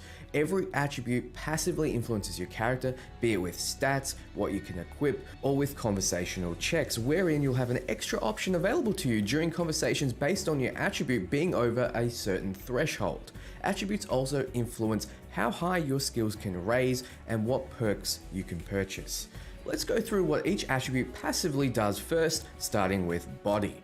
Passively, body increases your health and stamina. It also increases damage with fists and gorilla arms, which are your body-based cyberware of choice. It also passively increases melee weapon damage, and that includes both bladed and blunt melee weapons, even though the bladed melee skill and perks fall under reflex. Body also decreases the movement speed penalty when grabbing an enemy or wielding a heavy machine gun, which includes turrets that you rip off their stand. Finally, it increases grapple duration of enemies. I also found the most useful part of the body attribute was opening doors with brute force. I lost count of how many doors I encountered that I couldn't open because of a too low body stat. There are also a few parts of the game where you need to fight with your fists, and body certainly helps in that regard. Though if you're not on very hard difficulty, you should be fine. You can also rip people out of cars with this attribute. Body is required for particular weapons in cyberware, particularly heavy weapons like shotguns, machine guns, and Borg pistols. Also cyberware that allows you to go berserk. A high body stat rarely comes up in dialogue options. Reflex passively increases your evasion, crit chance, and mantis blaze damage. It's also used in a few dialogue checks during conversation, almost seemingly to represent your perceptive abilities. A few weapons in cyberware require high reflex attribute as well. Some blade weapons, rifles, pistols, and cyberware that slows time. Technical ability is next, and it passively increases your armor. It's mostly used though to unlock doors, fix things, and hotwire cars. Strangely enough, I found body was used more often for opening doors, but technical is still very useful to have because when it's checked, there's usually a decent reward. It also comes up as a check in conversations fairly often. There are a few pieces of cyberware that require technical ability, some making you immune to various elements. Then we have Cool. It increases crit damage, resistances, stealth damage, and the monowire cyberware damage. It also decreases the rate enemies will detect you in stealth. So it provides a bit of everything and is a good supplement to builds. I'll talk more to this when we talk about skills. Cool surprisingly does come up a fair amount in conversations. Last, we have Intelligence, and this is used primarily to determine your net running ability, mostly influencing how fast you can quick hack enemies, your RAM capacity, duration of quick hacks, and I'll talk to Intelligence more when we cover skills. Certain Intelligence thresholds are also needed for hacking related cyberware. Intelligence is the safest attribute to avoid putting points into if you don't plan on hacking at all. You might notice that if you're playing a melee build, you'll be quite tanky if you invest in body and reflexes, as well as hitting extremely hard. Splashing in tech for the armor might also be worth it, or cool if you want to increase your resistances, armor, and damage output and everything while cold blood is active. If you want the highest damage output, you could realistically invest in body and reflex, but you need one of the two at least. Then you need to splash in some cool, though the highest damage is hard to gauge as even particular quick hack demons will instantly kill enemies. Cyberpunk is a game where it's perfectly viable to invest in all attributes equally and be a generalist. They all provide something and you'll be suited for every situation. Also, this is the best way to level up your skills and get tons of skill progression rewards. What are they? Well, first I need to explain skills. I briefly mentioned that attributes affect the skills that sit under them. They do this by setting a cap.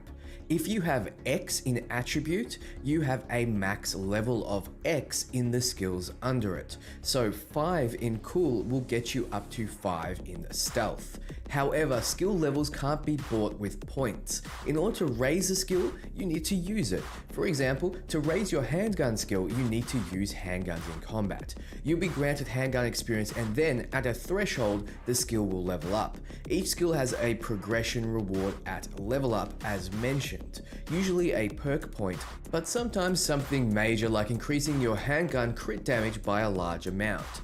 In terms of what skills you have, starting with the body attribute, we have Athletics, Annihilation, and Street Brawler. Athletics is your physical prowess, influencing your tankiness and stamina. Annihilation is all about shotguns and light machine guns, and for those who want to make a mess of their enemies. And then we have Street Brawler, which is all about using blunt weapons, which includes your fists and gorilla arms.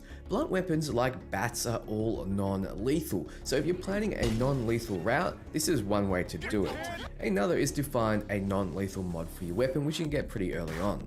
Under the reflex attribute is assault, handguns, and blades. Assault is all about rifles, including assault rifles and snipers, as well as SMGs. Handguns cover pistols and revolvers.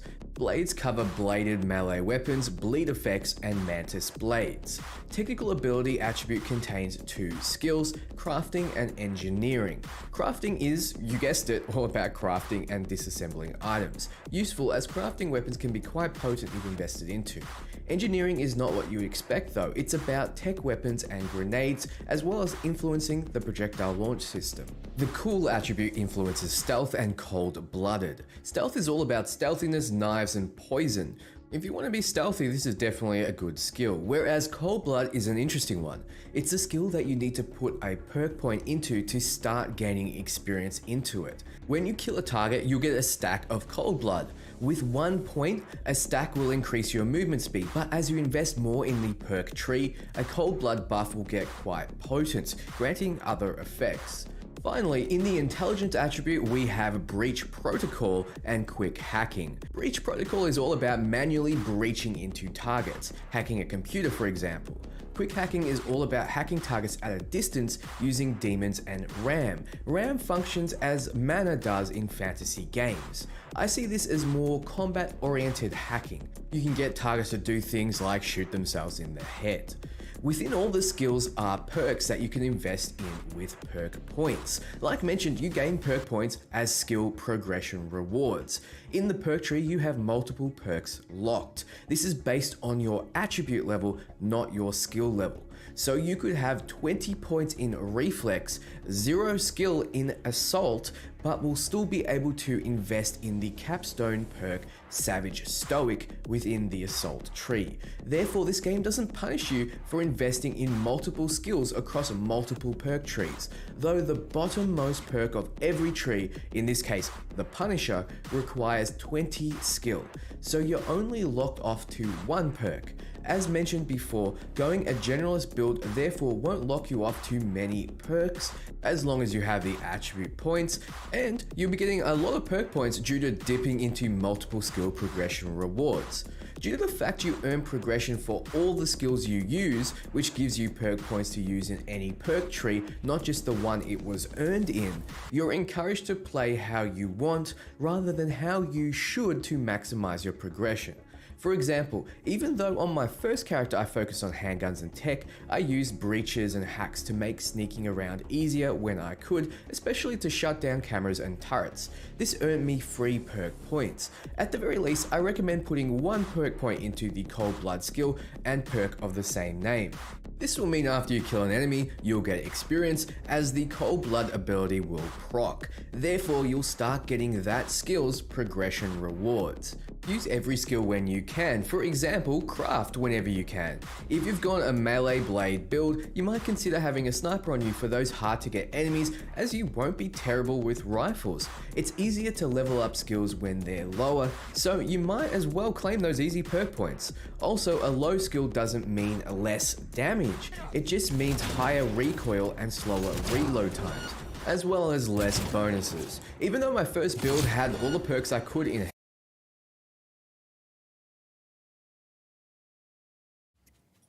Alright, guys.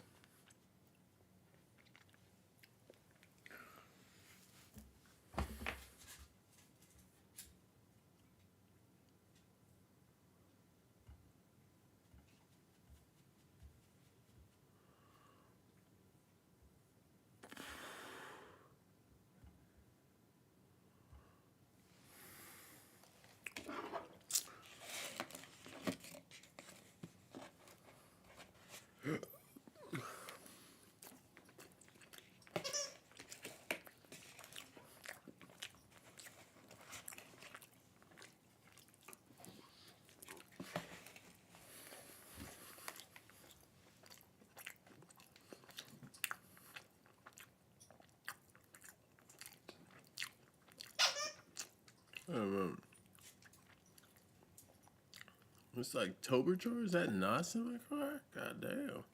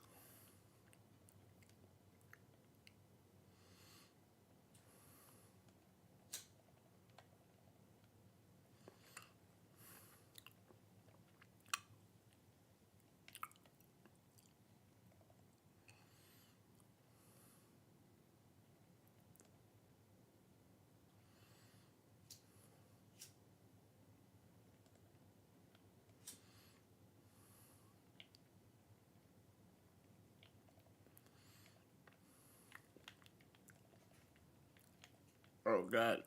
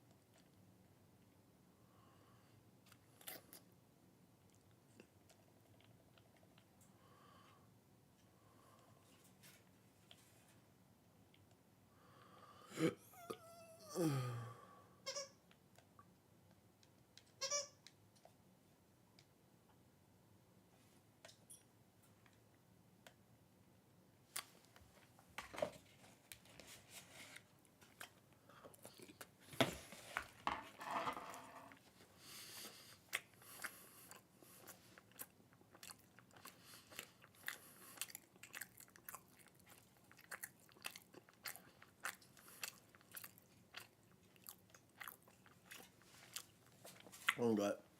Strawberry milk.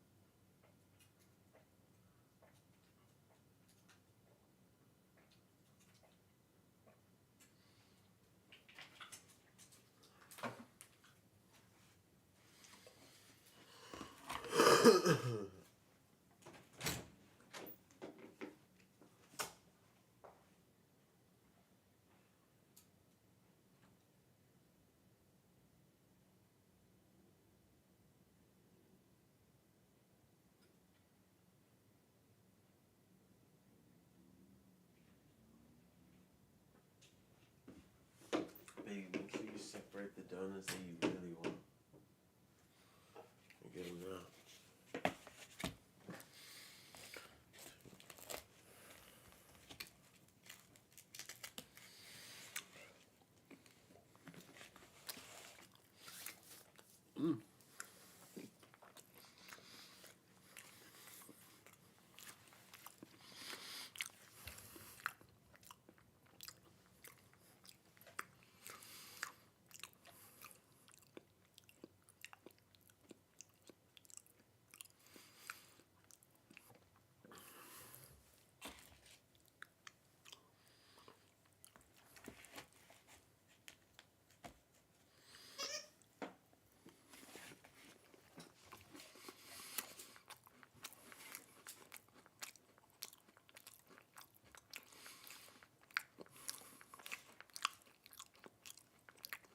Leave me alone.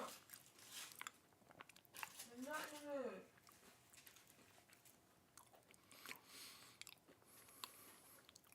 I'm not playing catch.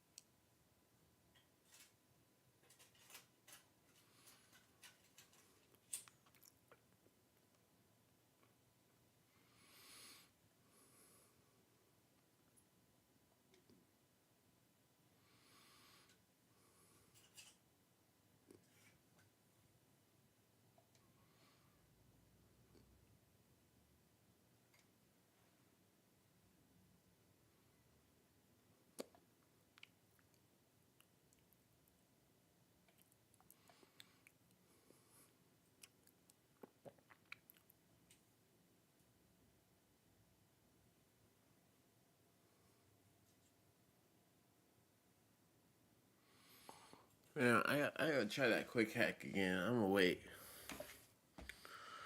I may need to use that.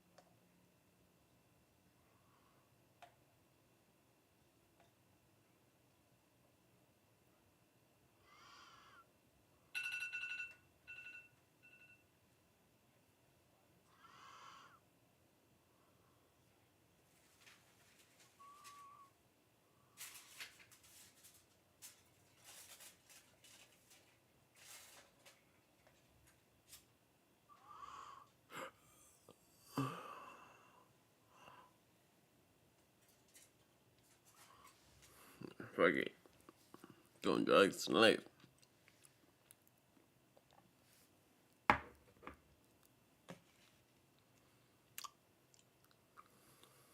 Huh? Hmm? Let me see your hands. Both hands. Huh? Let me see your other hand. What's in your hand? Nothing's in my hand. I heard you say I'm doing drugs tonight. I'm talking about the game.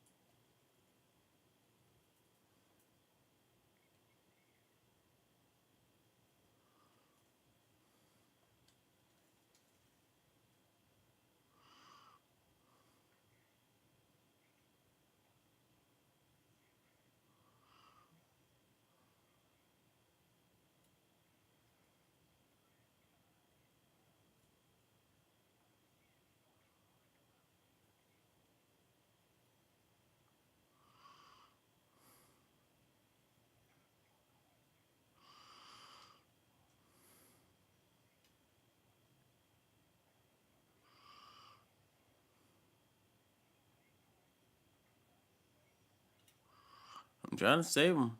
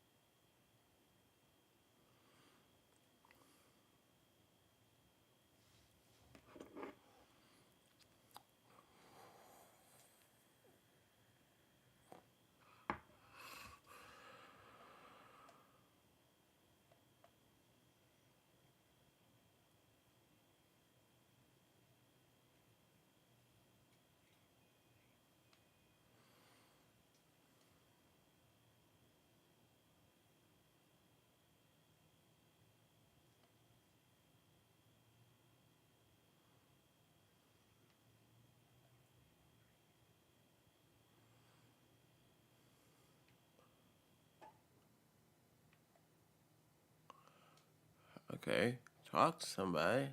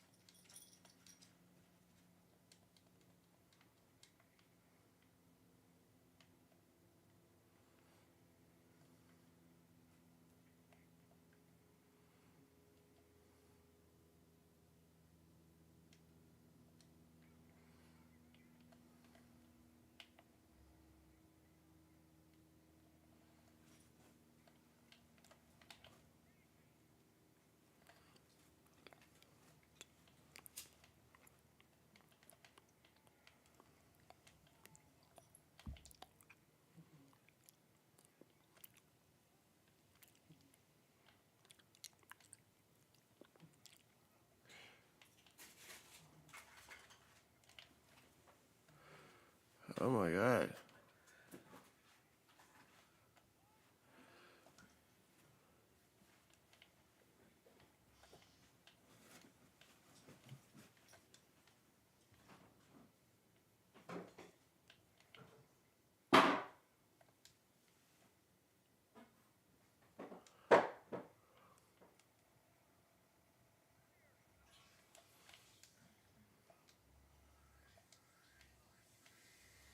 Oh my god.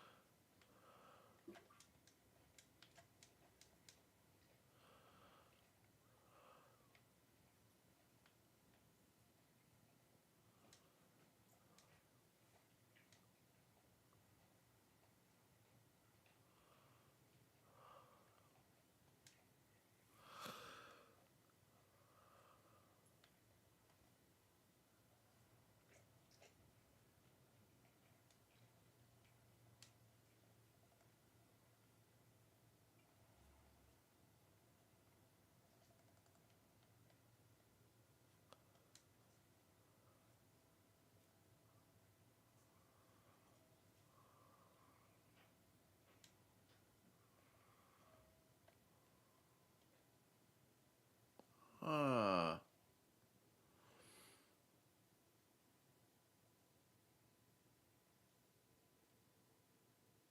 I wasn't trying to kill him. I was not trying to kill him. I thought I was gonna blow the door open. Like, this game is like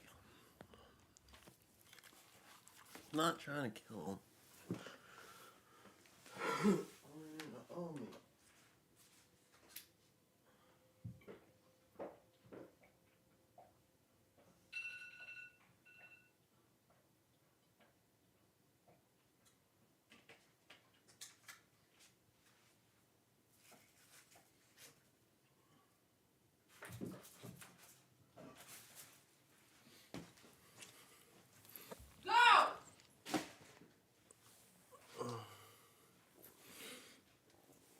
It's not trying to kill him.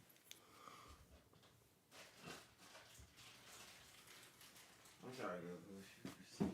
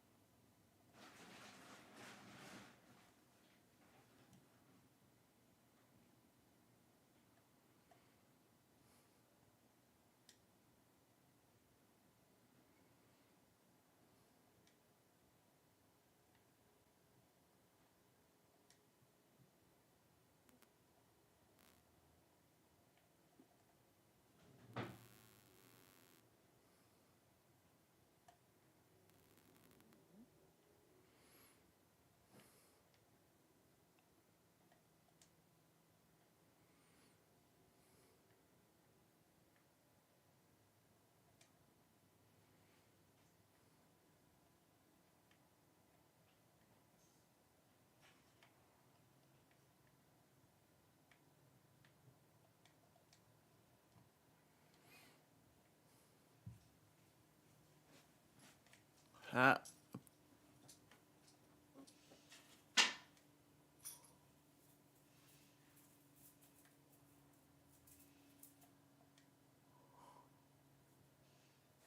Uh.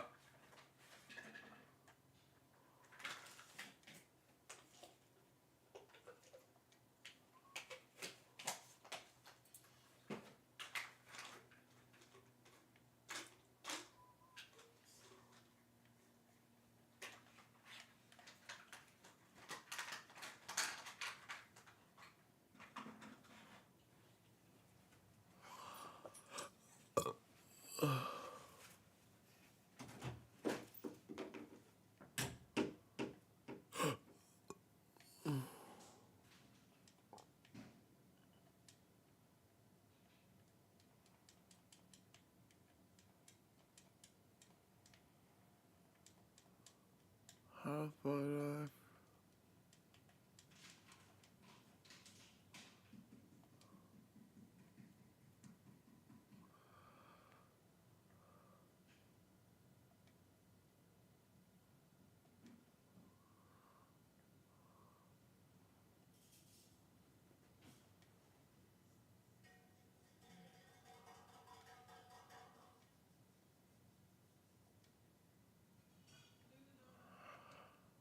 Okay, what the fuck?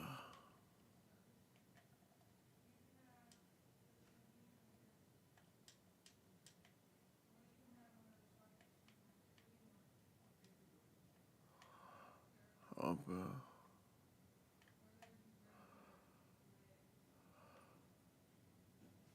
Fuck, do we free him?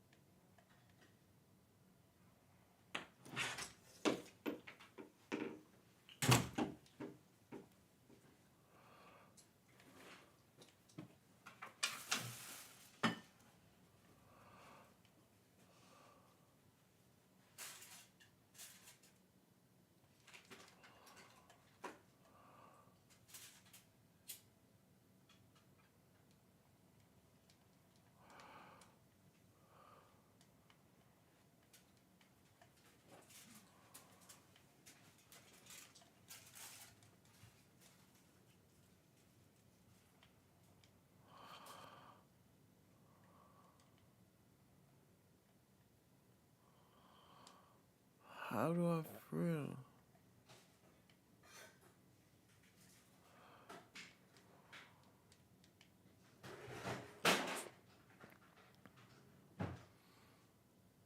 Okay, I gotta find a way to free Brick. I'm gonna do it.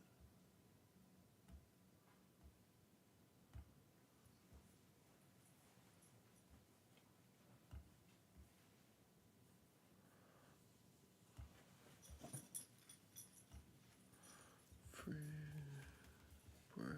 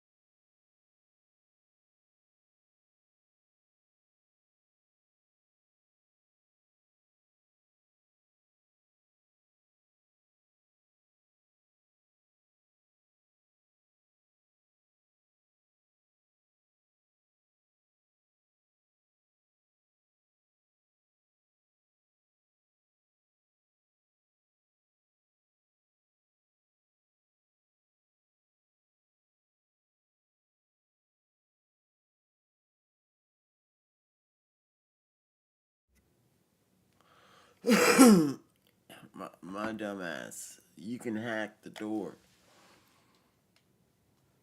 I'm up here stressing the fuck out. Oh, damn. I did not mean to do that. I'm over here stressed the fuck out. Move. The fuck?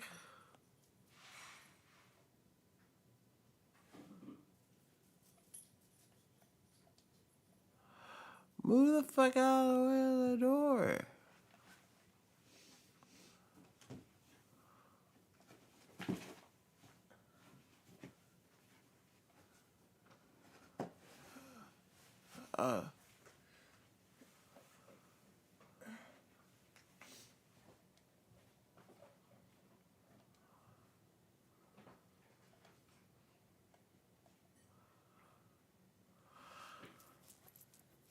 I'm sorry. I didn't know how to hack.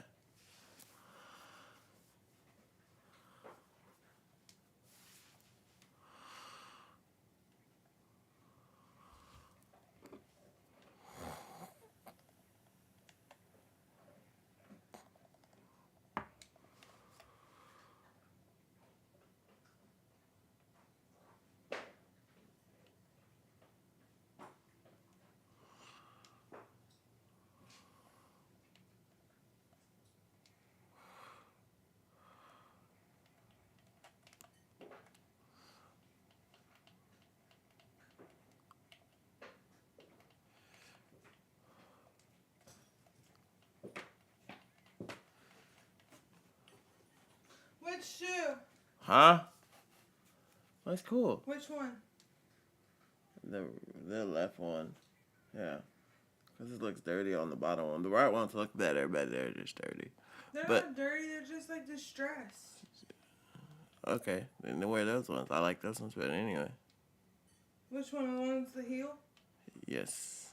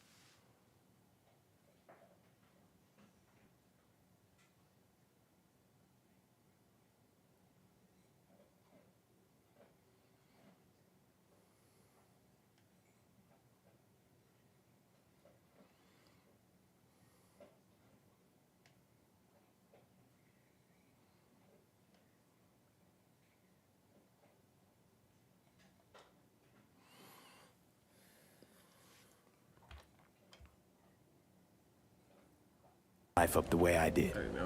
Now that'd be the sweet taste of success, my friend. Hey, call up Dex, let him know we got his toy. Meeting to celebrate at the afterlife. Ahí luego, V.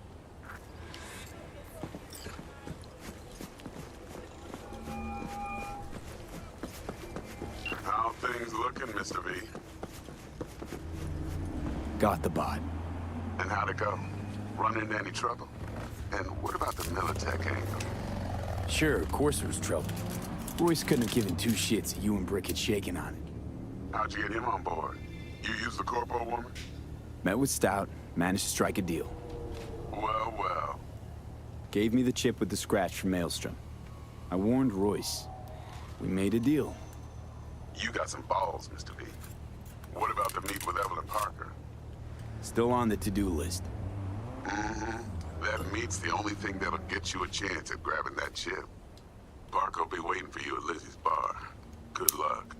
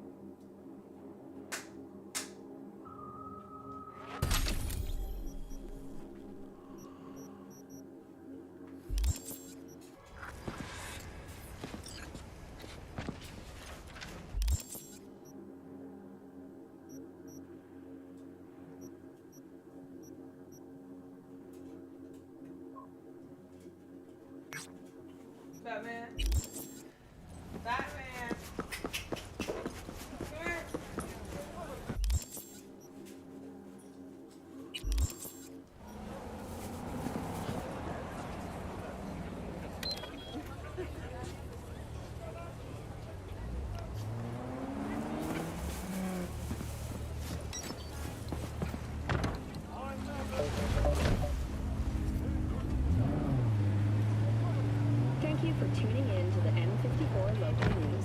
Have a pleasant day.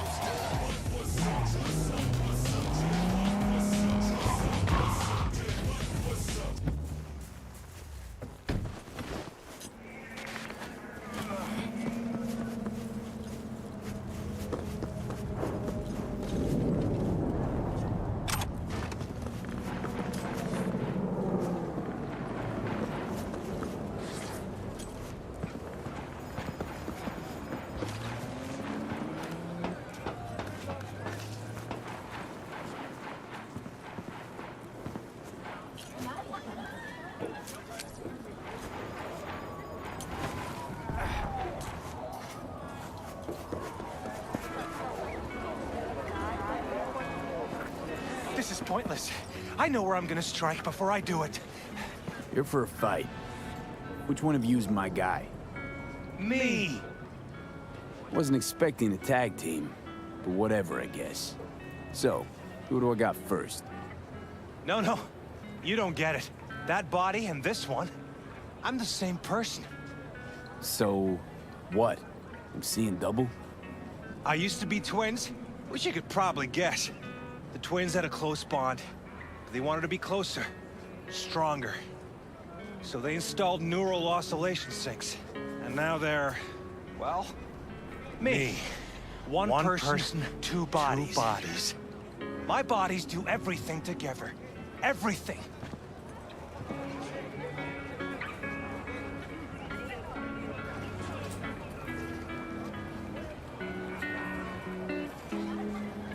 You really do everything together. Even under the sheets? I have one girlfriend for both bodies, if that's what you're asking. Shared between both. So, what? One takes waist up and the other's on booty duty? No, she's with one body Monday through Wednesday, and the other Wednesday through Sunday. Frick.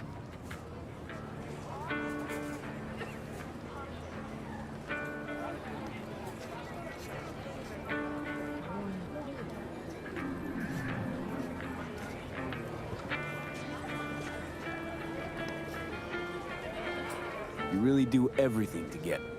I have one shared between... So? No.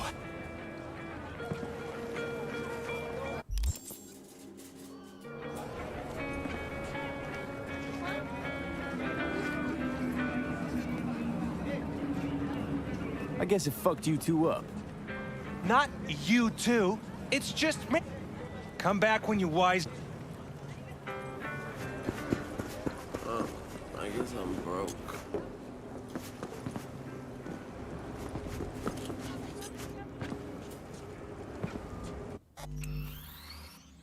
I'm broke, guys.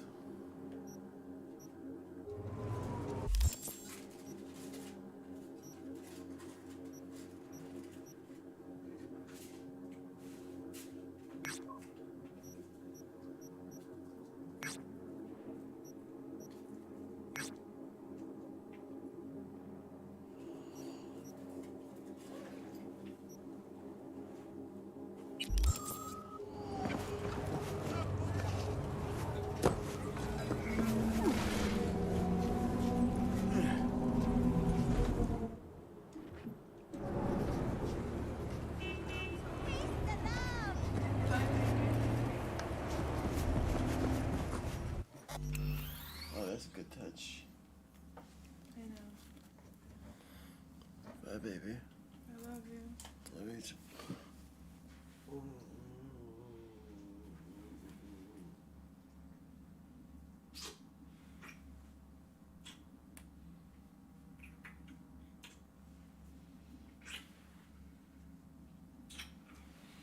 Love you. Love you too. Love you, baby.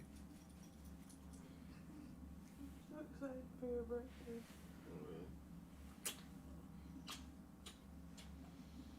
Okay. If you need anything, let me know.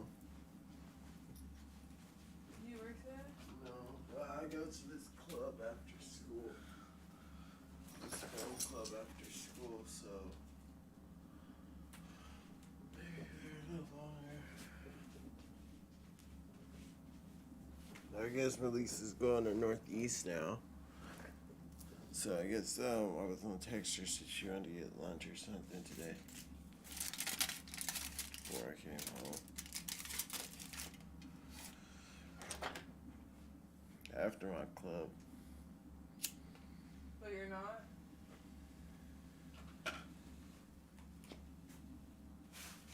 What? But you're not? But I'm not what? You were wanting to, but you're not going to? No, I was gonna see if she's still gonna be there after my club. You said she doesn't go to your campus. That's what I thought, but then she posted on Snapchat yesterday that she was at Northeast. Oh, so she does go to your campus? Yeah, or unless she was just there, but she was in a class. Alright, love you. You know what? I can smoke. No. Bye.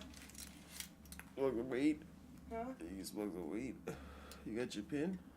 Yeah. Oh, alright, love you, baby. I do. Bye, bye, man. Come here.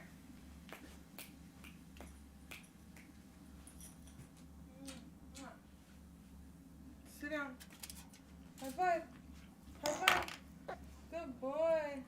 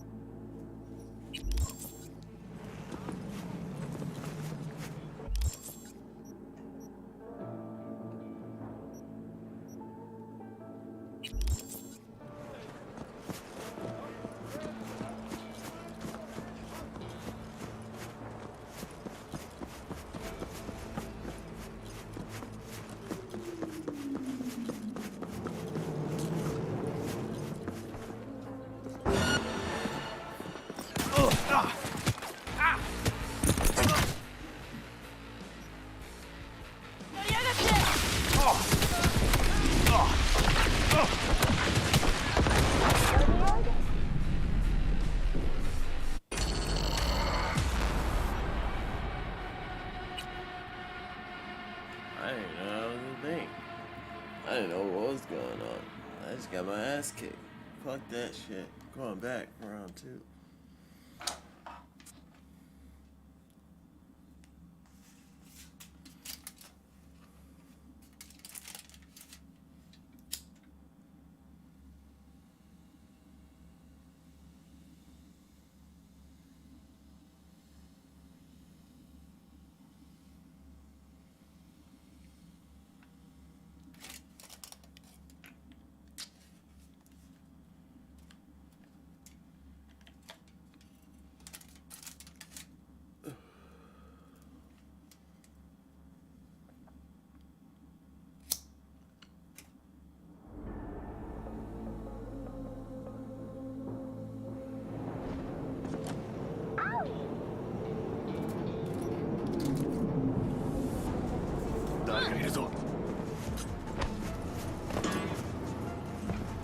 Please understand, sir.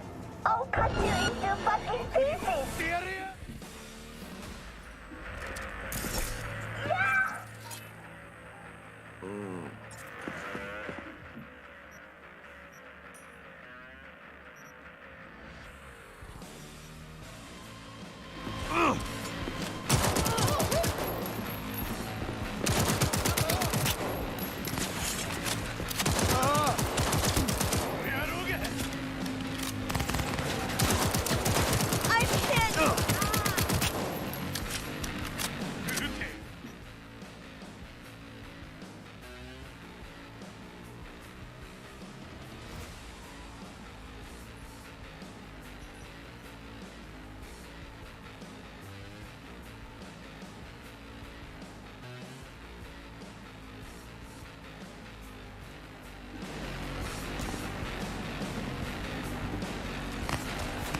Yeah!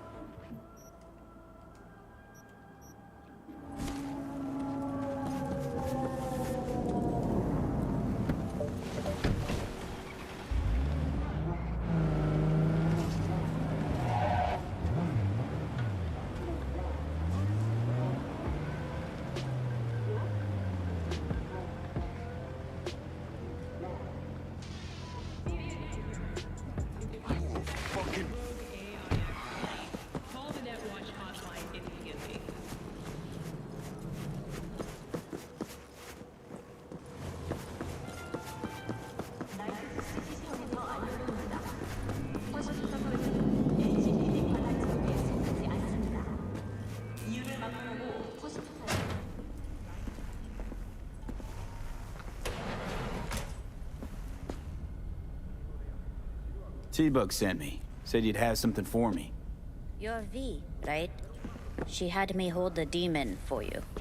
It should work on any 3rd gen deck. Okay. Glad to grab a demon always. You could test it now. I have an access point. If you'd like, that is. You might extract some shimsoft or subroutines. Seems worth a try, either way.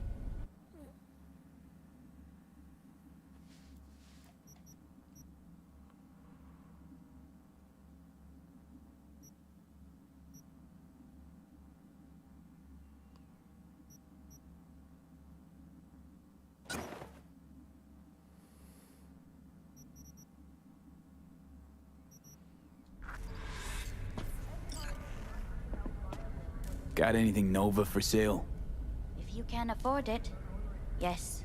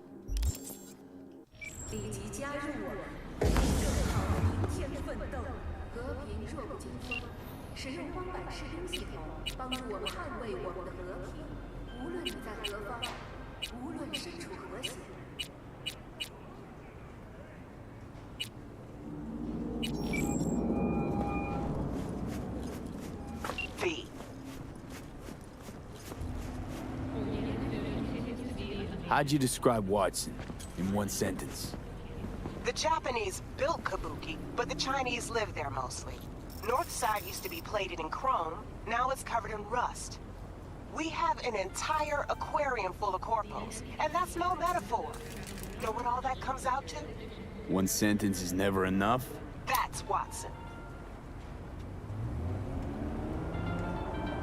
See you around. Bye, V.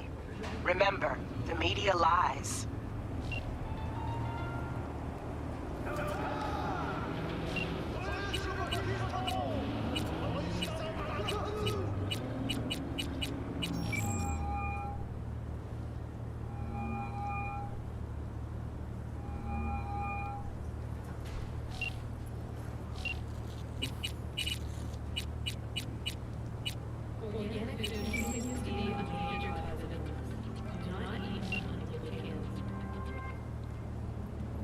Have a good one. See you around, V.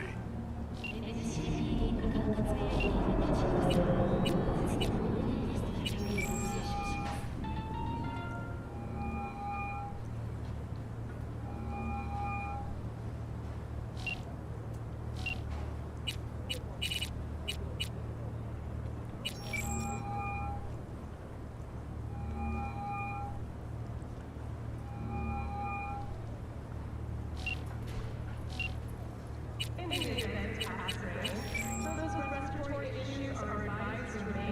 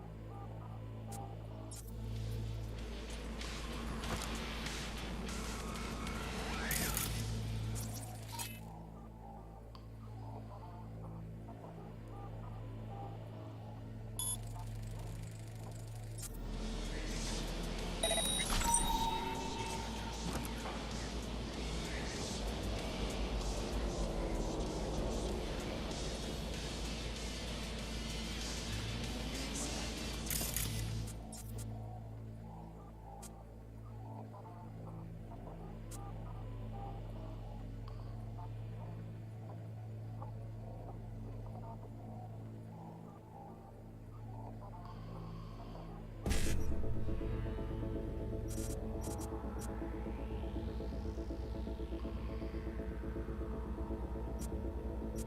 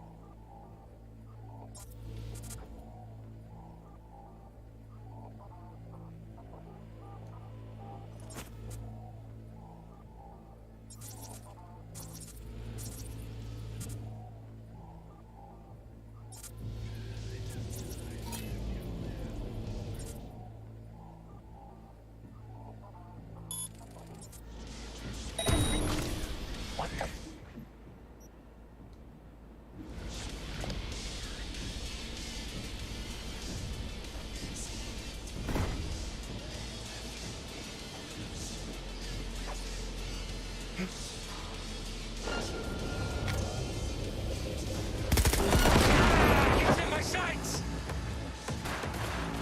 Over here! Why not gonna do everything myself? Changing ammo! What now, big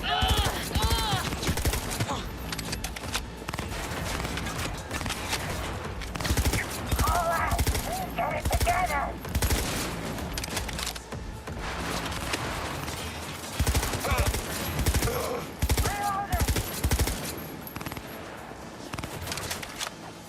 Hide all you want! Eat it, motherfucker!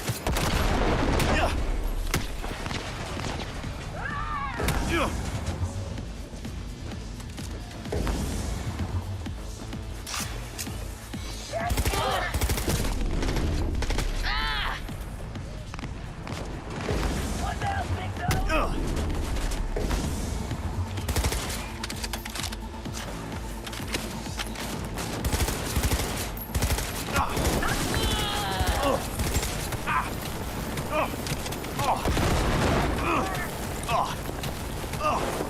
Come on, show us some skin.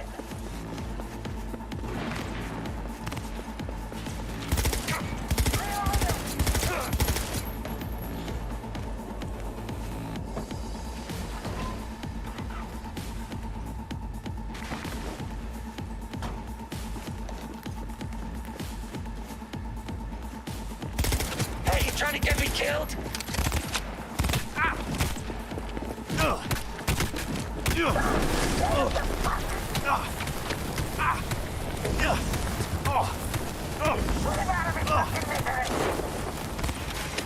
Oh my god.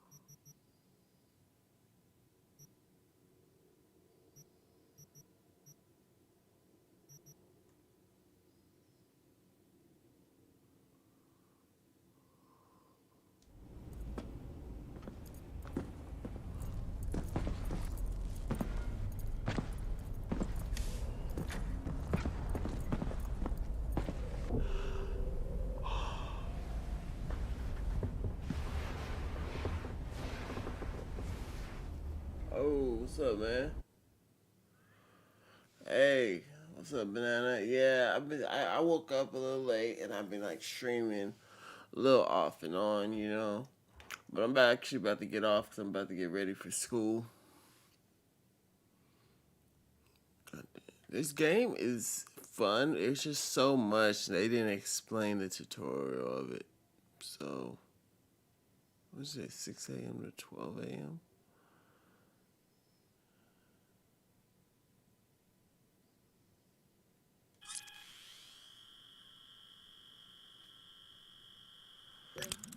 There you go.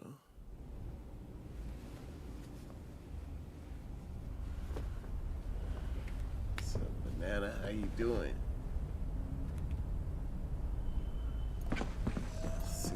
6 p.m. to 6:12 a.m. 6 p.m. to 6 a.m. Okay, hold on, go back to sleep with my dusty ass.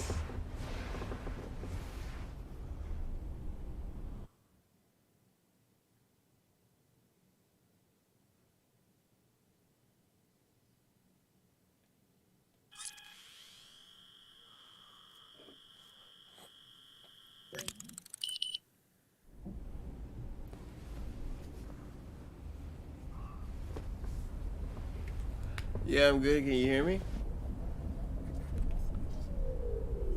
Can you hear me? Oh, yeah, I'm good. Yeah, like I was saying, I was streaming late night. I was a little, couldn't sleep because I slept during the day. So I thought I'd hop on for a little bit. But I'm about to get off soon because I got school. I'm gonna have to play this game. What's over there?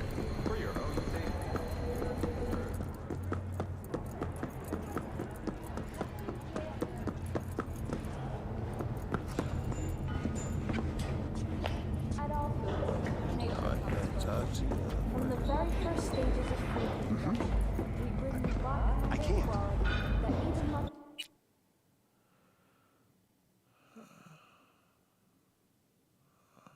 It's so hard to get money in this game.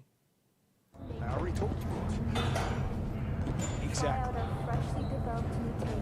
Yeah, I used to smoke cigarettes. But now I don't smoke cigarettes because I don't like the way it's making me feel. And it just made me sick smoking cigarettes. But, well, it made me sick smoking cigarettes because I started vaping. Yeah, no, I vape. I'd rather do that than smoke cigarettes, though.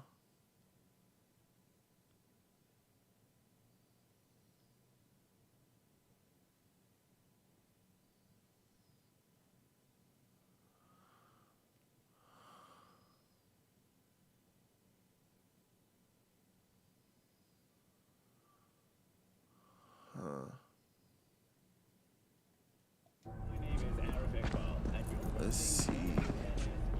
How can I craft?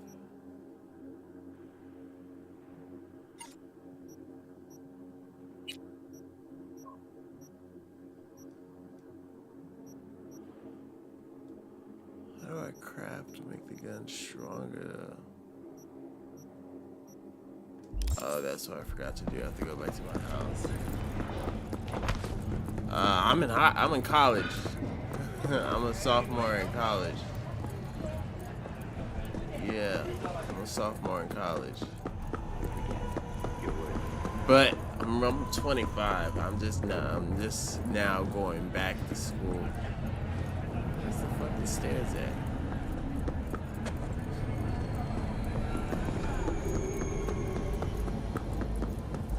Yeah.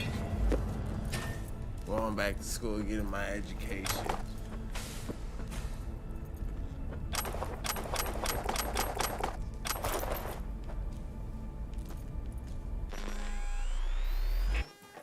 Going back to school, getting my education. Oh, shit. Look at this jacket. Or I can go for this jacket. Oh, look at this jacket.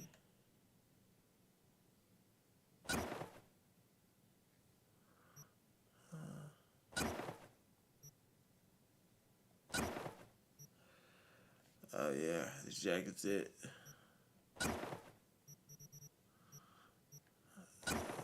Nah, this jacket's it.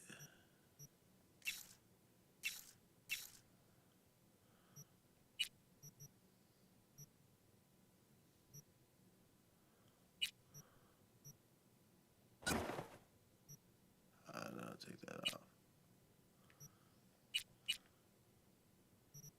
Take this off. Uncoil.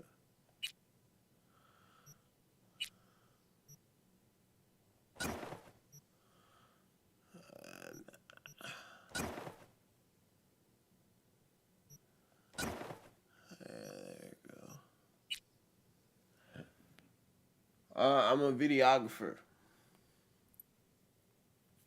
I do videos and edit videos and with effects and stuff. I actually just got my Adobe certification, so I'm pretty excited about that.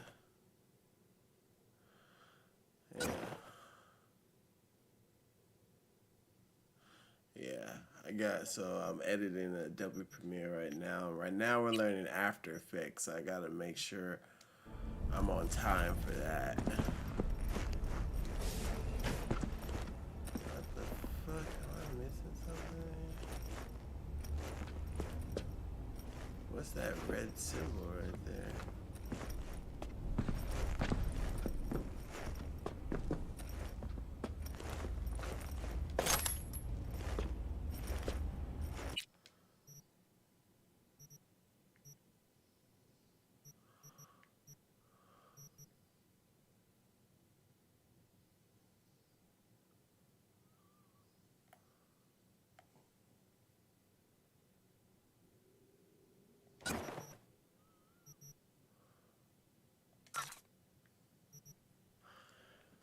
So why do you want to be a vet and psychologist? They're both doctors. But they're like one's animals, one's people. Unless you're doing a child. Do they have pet psychologists? No, I don't think they have pet psychologists. But what's the thing that's keeping you from deciding one or the other?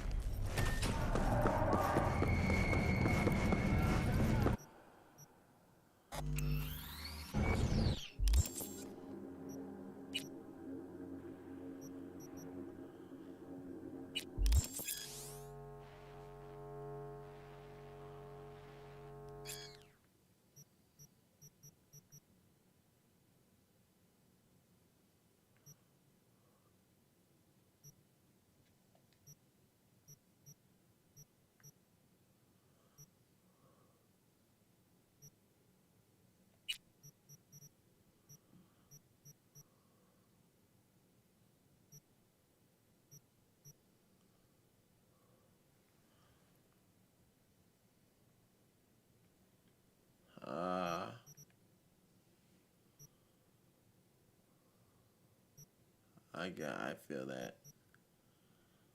I feel that. Are you better now?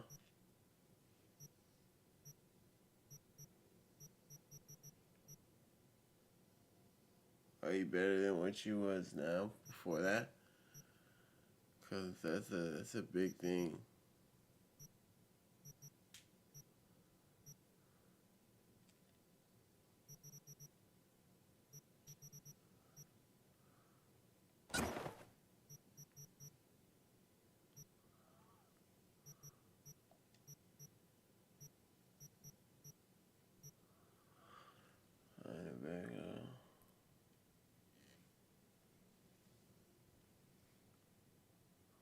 Okay. Yeah. Yeah, religion is definitely something to find God in. I am Christian, not denominational, but I practice a lot of um, Buddhist Buddhist principles and stuff like that because Buddhism's not a religion because they're not worshiping anything.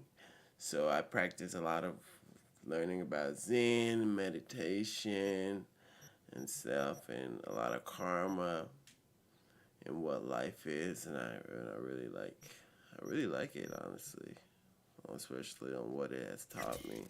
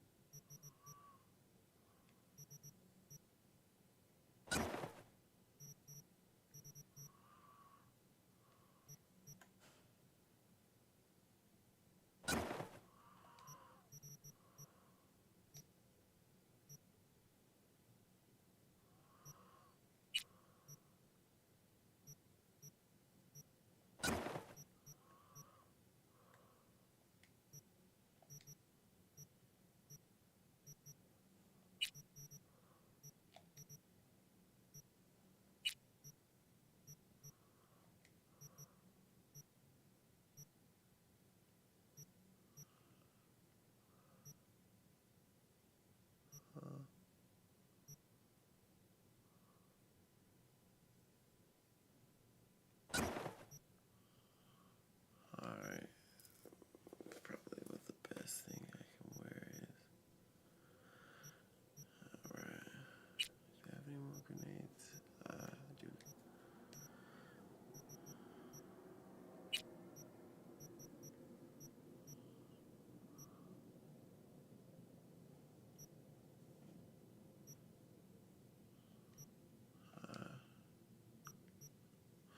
I need some more guns, man. Where I am, everyone is suppressed, dude. And it's hard to get off like me or that, but I'm alive.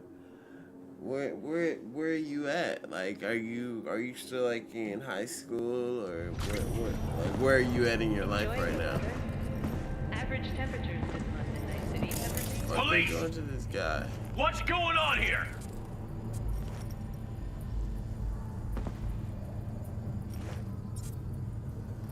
How you doing this to this guy?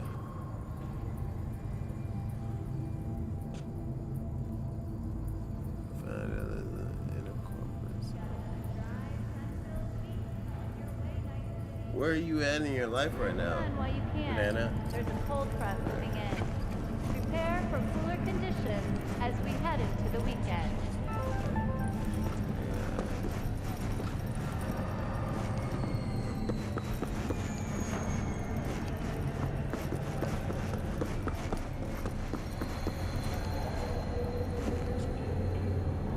Hey, next goes to high school. Oh man, you have so much time to do everything that you wanted to do. Like, it's honestly crazy how much time you have, because when I was like your age, I'm the oldest of 5, and when I was your age, I just felt so much neglect. And not that my parents were neglectful, it's just that their attention was more on my other brothers and sisters with their stuff and their issues. And that being the case, I never really got that much attention in anything I wanted to do or was passionate about. What the hell? No way. And sorry, I can't. That being the case, it pushed me a lot to be like resentful of where I was and stuff like that. Cause when I was younger, my mom had money and my dad had money because she was married. But me and my brothers and sisters never got to see the light of that. And by the time I got old enough to realize what was going on, they didn't have any money. Thank you for tuning in to N54 News. And it's just sad for the fact of now that I'm moved out of the house and my other brothers are still there, they're getting to do, I can't talk right now, I'm tired. They're getting to do all the things that I wish I could have did when I was younger, as far as my mom helping them with their dreams, getting them the stuff they wanted as far as being in programs or clubs, and I never got to do that. I just was at home being depressed, and everything that I ever had, I had to get on my own, whether it was like PlayStation or some new clothes. Man, that bitch fucked up.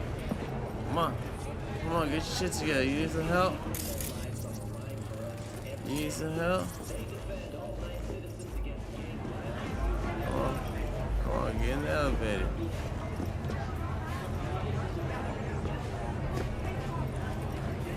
Oh damn, you're in Romania? Oh snap.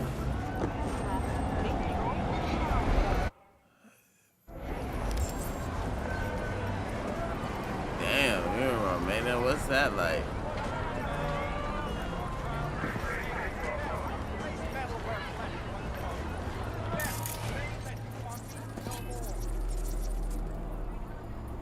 What's Romania like? Oh damn.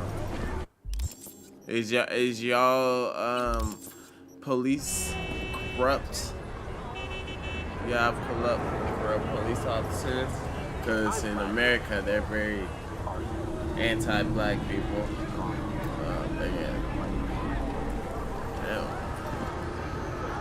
Damn. You have any girlfriends yet or boyfriends? Girlfriend and boyfriends that don't discriminate. Look how much shit.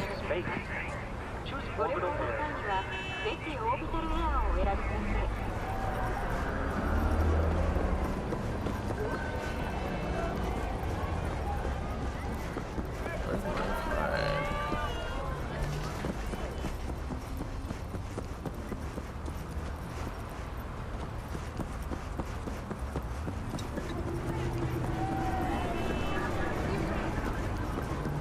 I can't find my car. Oh, there you go. I left my car right here.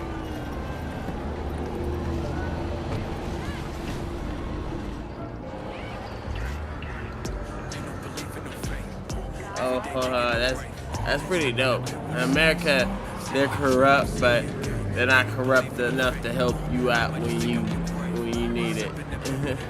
they're just bad people. President and all that.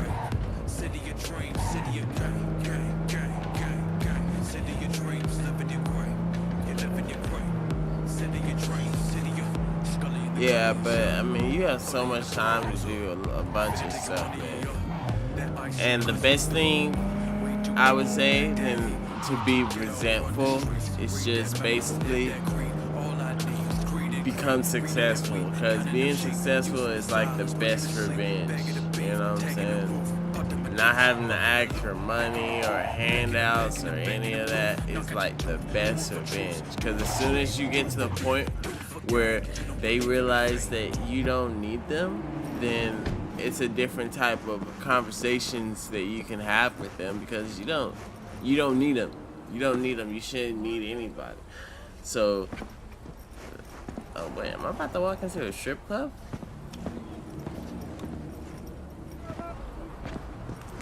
Looking a little put out there, my input. God, I'm about to walk into a Interest strip you in a club. preem BD?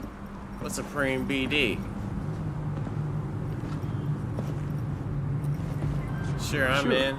And I go. I'm in for Hold a it. preem House BD. rules first. There will be severe penalties Yes. for any unauthorized recording. No drugs, no groping. Someone catch your eye? You do not grab them. You find them in the catalog, ask for a BD, and get yourself a box.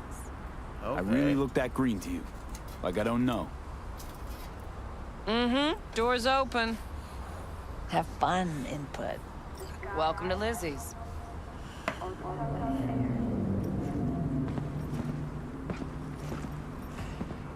Hold on, let me go get a donut right quick before I walk into the strip club. Yeah, the police are racist as shit. I'll tell you a story, because my wife is white. I'll tell you a story in a second.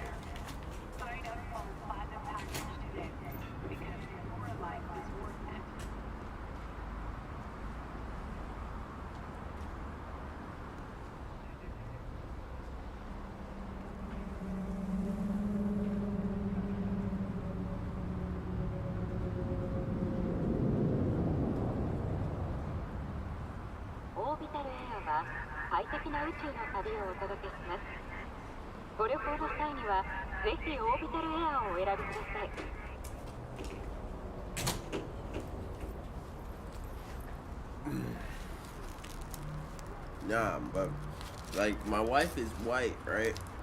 And we was driving one time on the highway.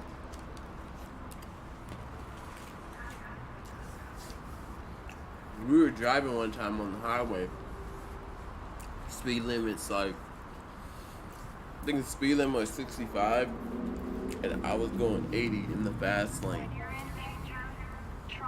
So when I'm going 80, I noticed there's a car with their high beams on right behind me, and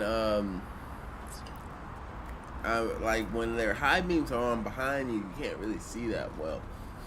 So instead of going that 80 where I was supposed to be going, like the 80, I slowed down and I started going 60. So I slowed down from 80 to 60, and I started driving. Next thing I know, the dude with the high beams is like literally right on top of me, right behind me, right? And I'm just going the speed limit now because I can't see. His high beams are on me, right? Next thing you know, cops light flash on, and I get pulled over, right?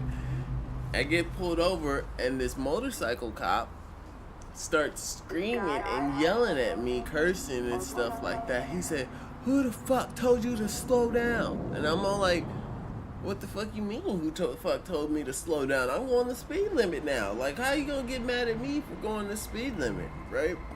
He's like, "Next time you wanna go that slow, next time you wanna go that fucking slow, I'm just gonna write you a fucking ticket." And I'm just sitting there shocked, cause like, here I am going the fucking speed limit, and this dude is yelling at me. He's like, "You better watch out," right? He gets back on this motorcycle and then drives off, and I'm just shocked, like.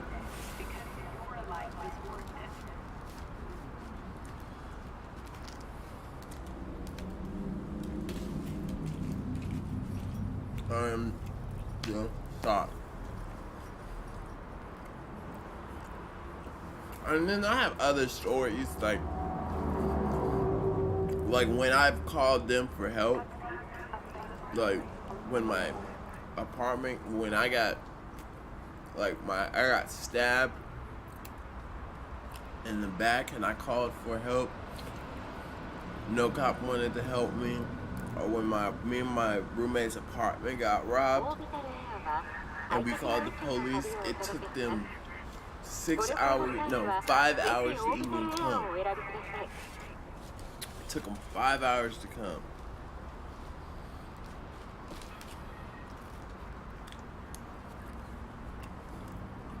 It's really crazy.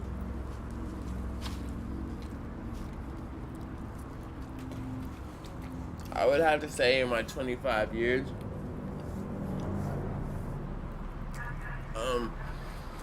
that's a whole story right there.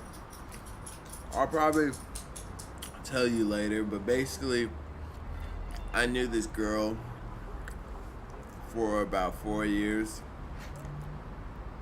and she ended up setting me up. I was helping her out too, like giving her, like buying her clothes and stuff like that, making sure she ate, because she was living in her car. And I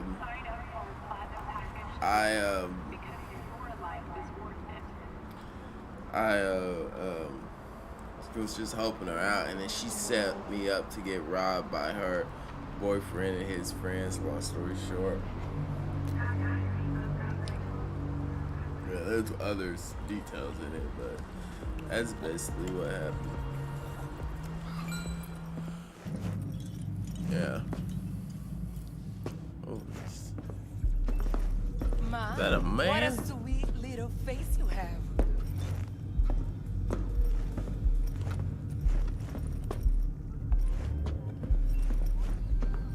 Can I walk this way? I'm gonna walk this way. Yeah.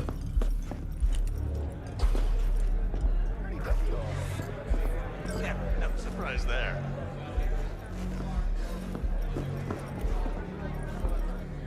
Dancing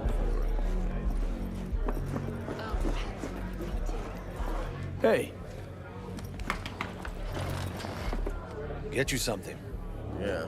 Fuck that bitch. I'm looking for Evelyn Parker. You know if she's here? Who's asking?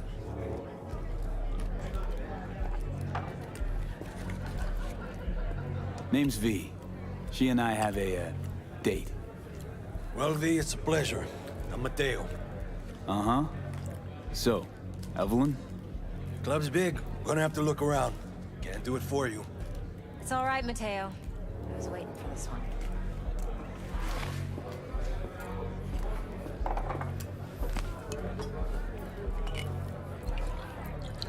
Can't turn to see her more. Evelyn Parker. I knew it was you as soon as you walked in.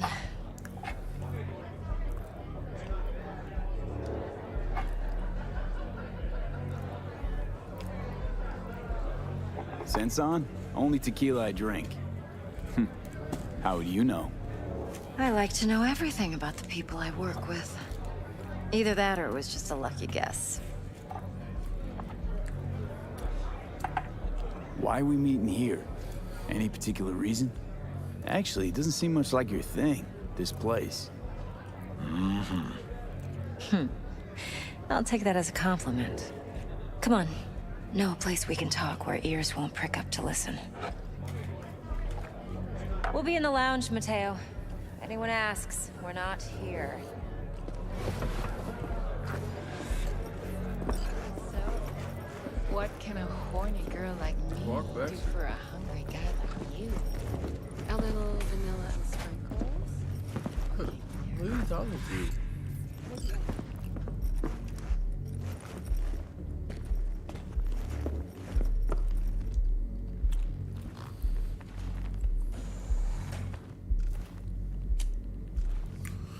Hold up. Dex had a load to say about you. Called you professional, effective, and trustworthy. I hope he wasn't overselling. What does that mean? You don't give a rat's dick what Dex thinks. We both know that. You have trouble accepting compliments?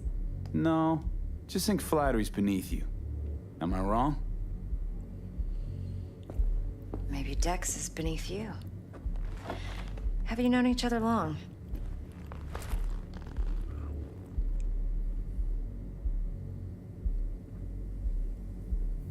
You writing Dex's bio? Hate to disappoint, but I just don't know much. In other words, you hardly know each other. Yet he fingered you for this job. Curious. Let's cut to the chase. What do you got for me? Your target. I trust you know what it is. Relic. Secure your soul trinket. Key tech in the program, actually. We're tangling with Arasaka, making this heist one dangerous, risky motherfucker. Arasaka's poured billions into personality transfer technology. But me, I just want the data on this one. The chip is tucked away inside Konpeki Plaza, the hotel. You ever been? You know, just never rolled through that neighborhood. Damn shame. The fresh they serve is sinfully good. Chef must have made a deal with the devil. So where's this chip hiding exactly? In a suite on the top floor. The room's occupied by Yorinobu Arasaka. Yorinobu Arasaka? He's in town? Don't you read the scream sheets? The media couldn't get enough of Yori coming to Night City. It was all over the headlines. Anyway, he's heir apparent to the Arasaka Empire. Saburo Arasaka's only surviving son. What? So Arasaka Jr.'s planning to grab the reins while in Night City? Only a handful of people in Night City know what the Arasaka's real plans are. Telling me you're one of them?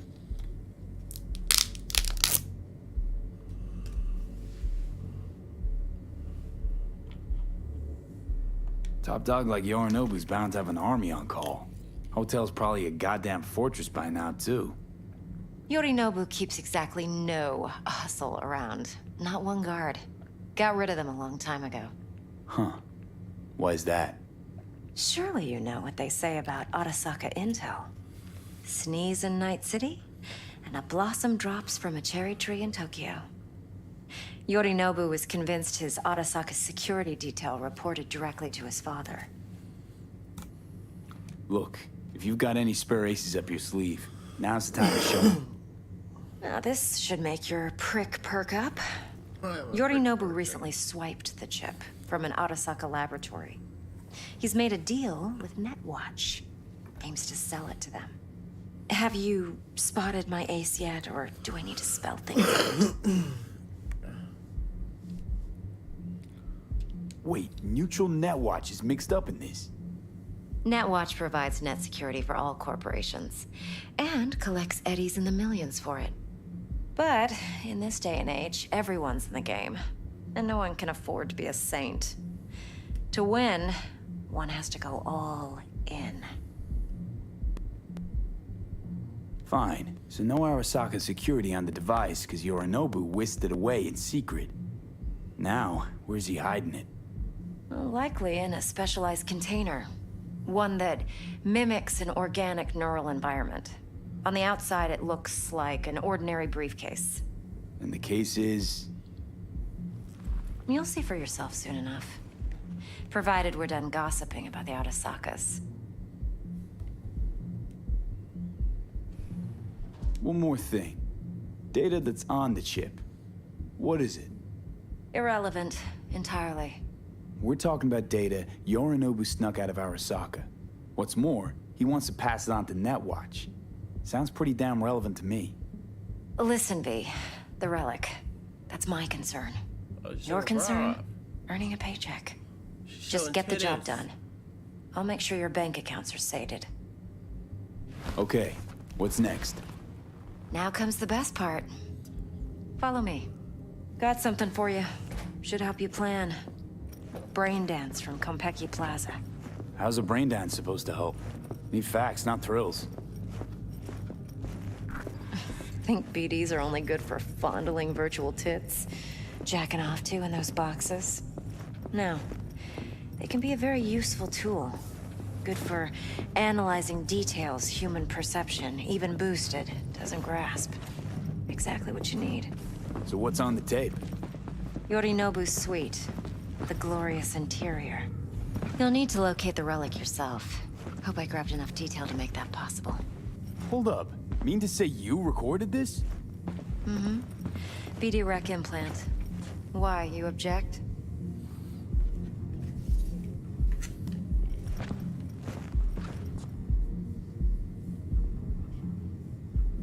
Supposed to be Yorinobu's pad on the tape.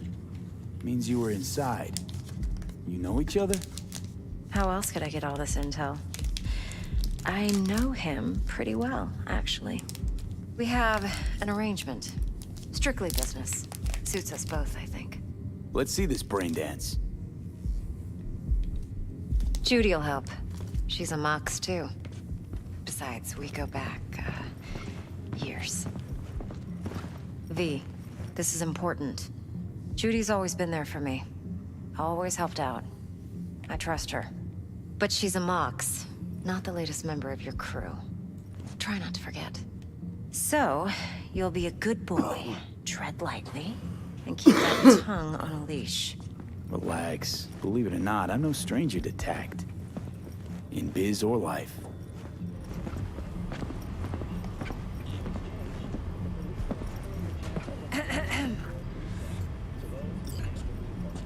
Hey, there you are. This is V. He's here for that BD role. And V, this is Judy. Best brain dance editor I know. Enough already. You're gonna make me barf. The answers to these questions and more can be found at the address at the bottom of your... Sensory SIG amps, acoustic and emotive wave monitors. It's top shelf hardware. Yeah, most of it's customized. Only thing factory are the casings. Model this yourself? What do you think? Expression translator. Fuyutsuki, right? Thought the matrices on that series were fucked up. They were, but swapping out matrices is simple. And this was the only model that'd support additional scanware. All right. Compiled your BDF. What do you think? Will it do? Still pretty raw, but yeah, ought to do. Mm-hmm. V needs to get deep inside. That's most important. So, let's calibrate. Tune it to him. Oh, she just walked through me. That's what we doing now? Believe me, I've Not dealt with saying worse. Excuse me. You should see the jig street porn we gotta contend with sometimes. So we drop V inside. Let him look, let him rummage around, right? How about it, V? Raw brain dance. Ever taken a dip before?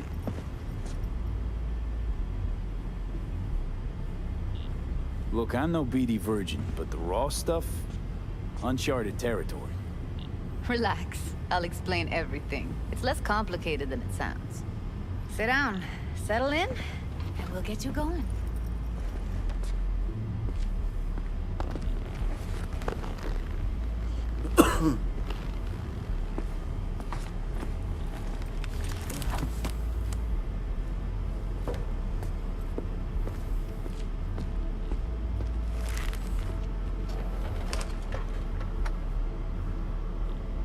Gotta create your sensory profile first. Okay. Hit me. Just promise me it won't hurt. It won't. Not this time. Now sit still, look at me. Gonna run the analysis soft. Should feel a slight tingling. Mm-hmm.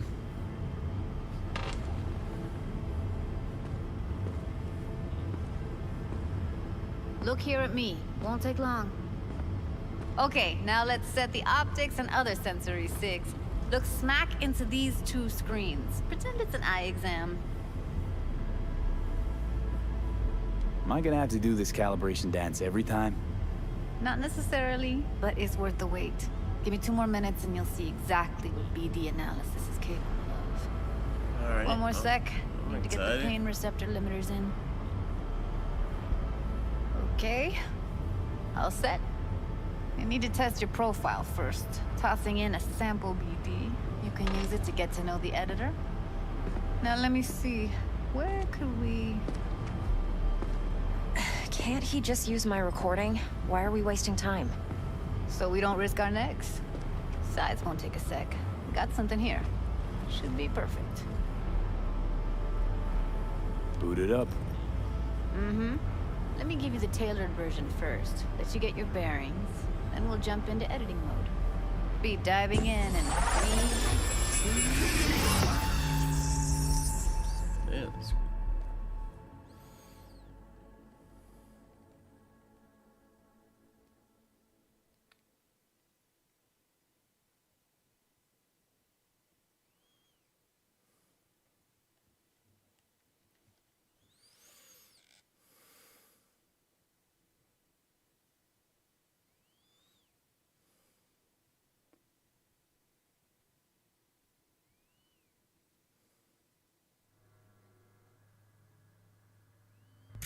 Plan's simple. Do nothing odd. Don't get creative.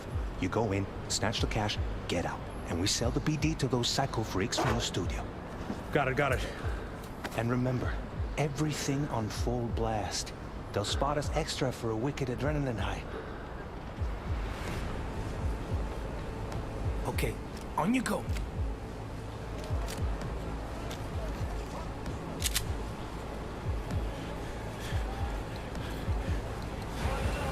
Down! Everybody! On the ground! I want to see you kissing the flooring! Money! Now! Or I will fucking drop you, I swear to God! Whoa! Yeah! Hey! Now! Before I blow your fucking head off!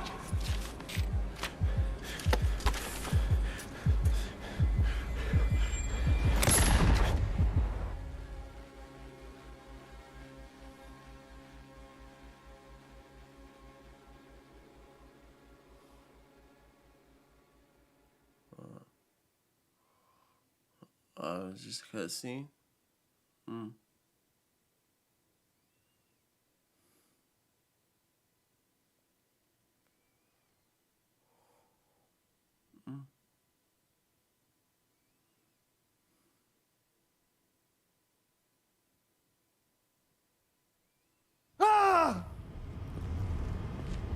Slow, deep breaths.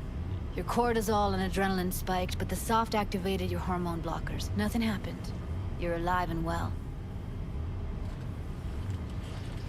That flash of Intense shock. I can still feel it, I remember. Fuck, that last second. Could have warned me how much it hurts to die. Trust me, real death hurts much, much more. Not so sure about that. You'll be fine. Got everything set up? Let's switch over to editing mode.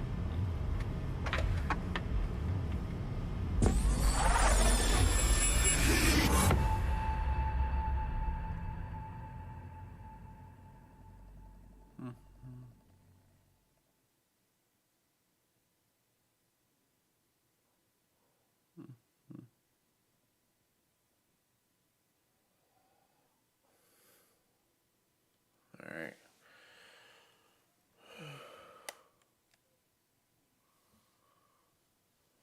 What you saying, huh, for? This game has long loading screens. I'll sever the link to the BD Roller's sensory array. You'll be able to look around freely. Whole scene's yours. Full cam control in analysis mode, so move around, zoom in and out, whatever else you come up with.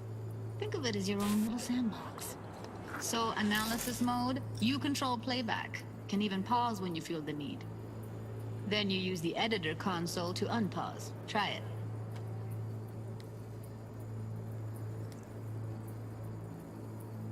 Plan simple. Do nothing odd. Don't get creative. You go in, snatch the cash, get out. And we sell the BD to those psycho freaks from the studio. Got it. Dream as hell, right? Well, that's not all. You can speed things up or rewind, whatever you like. Give it a try. Rewind, roll it back to the top.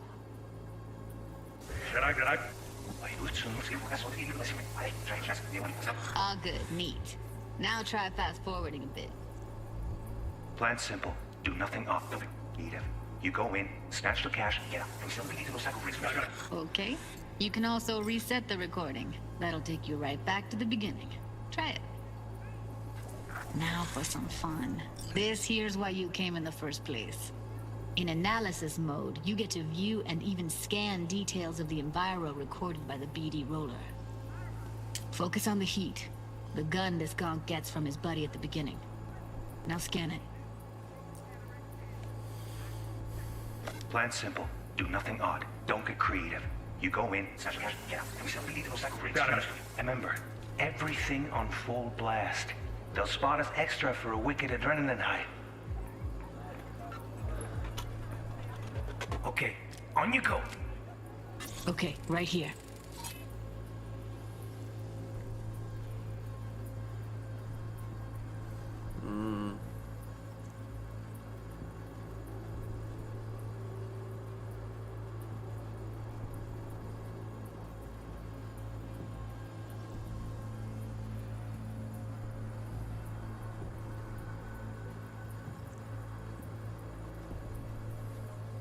Excellent. Let's move on. Now heads up. In analysis mode, you can ferret out background noise and conversations if the roller got close enough. This tech records everything, every little detail, even the sights and sounds the roller was never aware of. To see the sources of the recorded sensory signals, switch to the audio layer in the editor. Go ahead and try that now. Okay, good. Now you should see several sound signatures in the store. Choose one and hone in on it. Okay. Fuck! On you go. Little shitheads! Go restock. I'll take the register. How about you suck a bag of dicks, eh? So, any thoughts? Unbelievable. Seriously, like what's happening right next to me. Yeah, it's how BD recording implants work. They pick up everything, all the elements in the background. Then an editor tweaks them, makes them pop. Keep playing with the sound, explore it a bit. We'll move on when you get bored.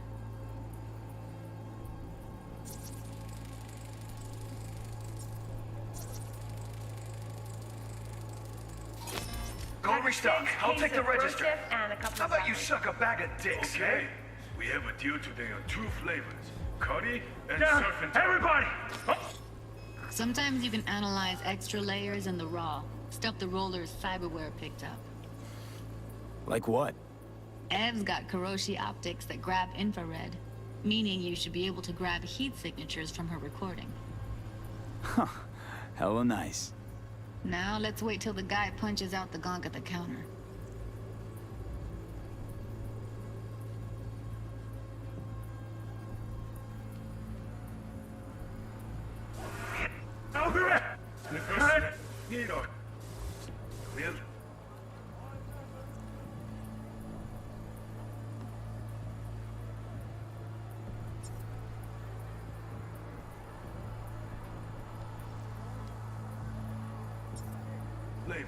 Cody and everybody!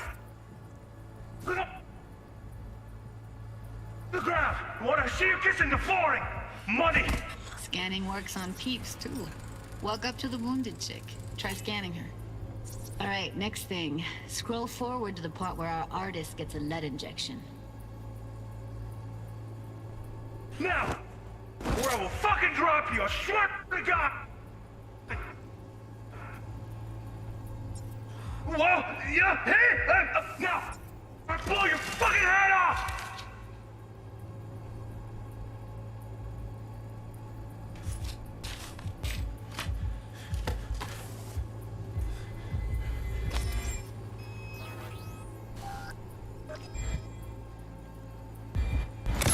See that? They shot him and he never saw it coming. But you will. Here it comes. My favorite part of the game. See the blinking thing over the entrance? Surveillance cam. Must have caught our shooter. You'll see in a sec. Cam feeds to the screen behind the clerk. Roll back to where the screen's in the kid's field of vision, then scan it.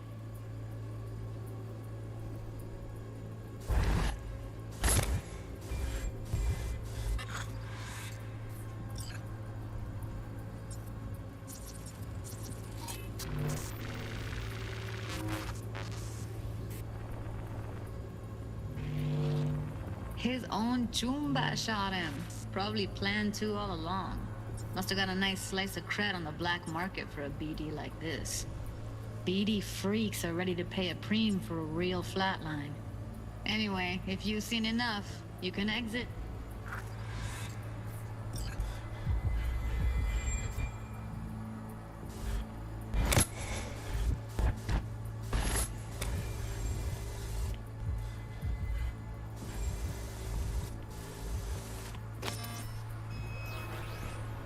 That's like the limits of the reality recorded by the BD roller. The editor won't let you outside it. Make sense? Okay.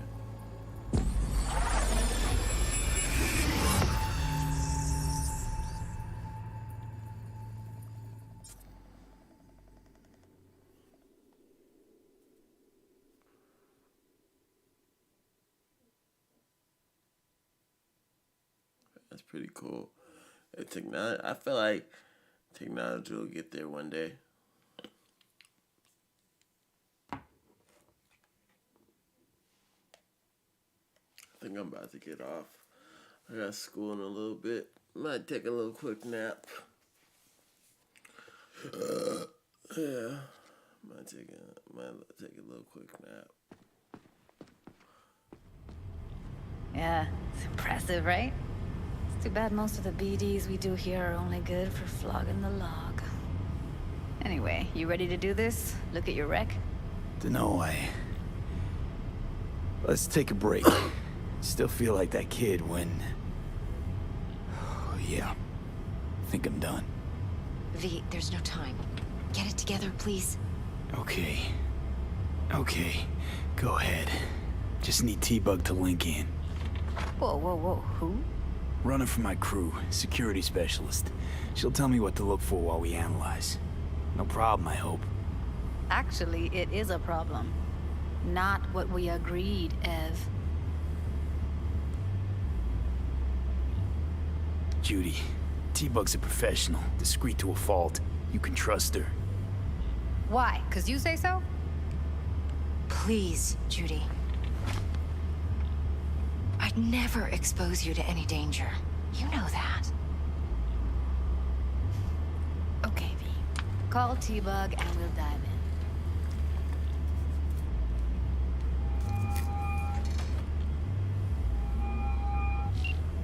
Hey, V, what's happening? Bug, listen.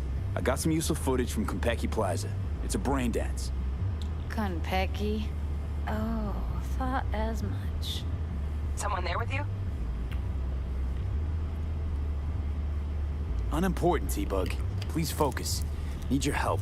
Got no clue what I'm supposed to look for once I'm in. Alright, see if I can walk you through it. Jacking into your tech now. You've got to give me access. Opening port 1779. Secure protocol? Good, I'm going in. Should be getting my request now. Got it. You ready? A millisec. Okay, connection confirmed. Now some quick tip ice, and we're clear. Ready to dance. Fire up, Judy.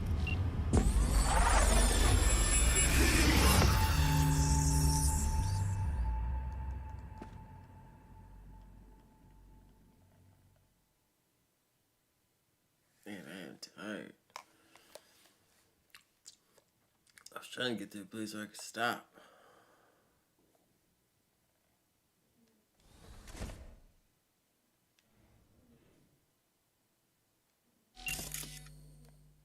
All right, V. Eyes open.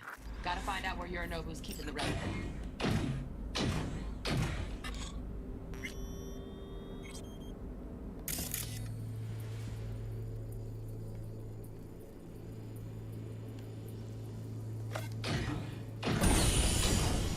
You look like a cut of fuckable. Oh, this is Adam Smasher.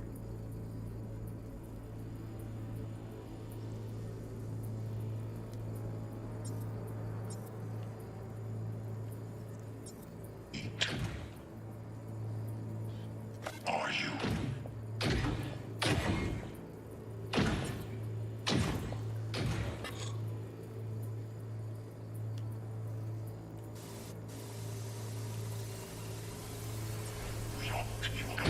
You look like a cut of fuckable meat, are you?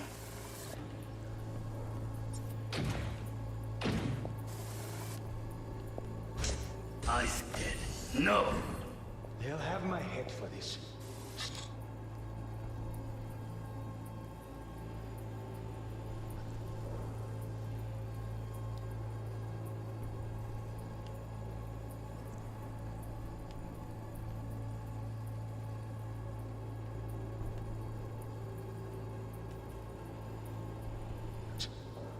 Then you shall perish for a good cause.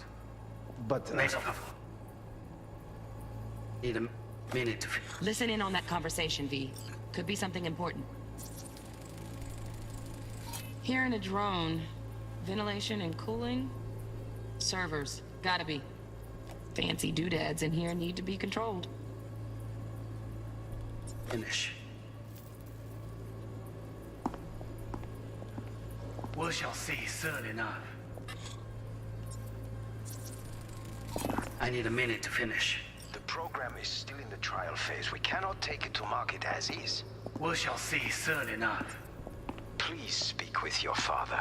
He's taken a particular interest in this project. He can certainly explain the risks. My father's a tired, visionless old graybeard who thinks nothing will change, and he'll live forever in his tiny, frozen bubble.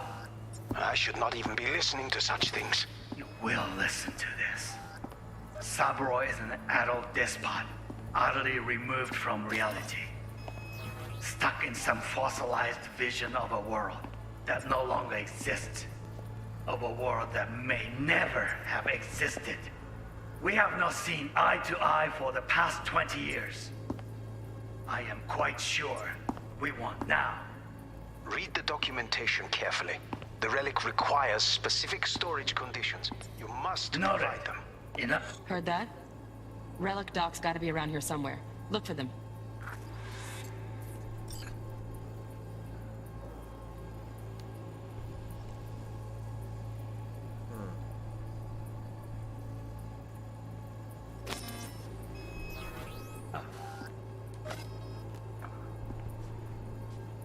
Sorry to make you wait. Business can be stupid. It wasn't long. Not even long enough for me to grow bored. Is everything all right? You seem tense. Edgy. A moment. It will pass. I can get to it. Just You wish to me. only one. Focus on me. Oh, got any candy left? Stuff was pretty fun last time. Bedroom. Nightstand. I've got an idea. Be right back.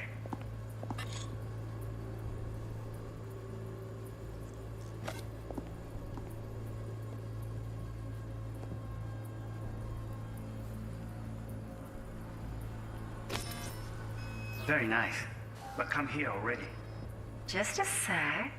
Looking for the perfect thing. Ah.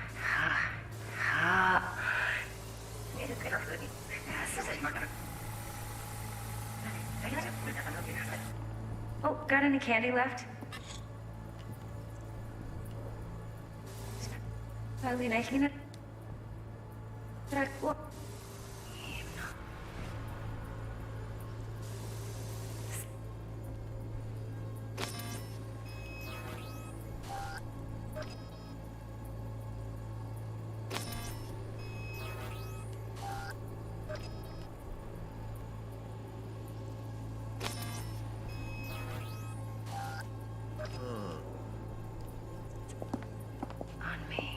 Okay.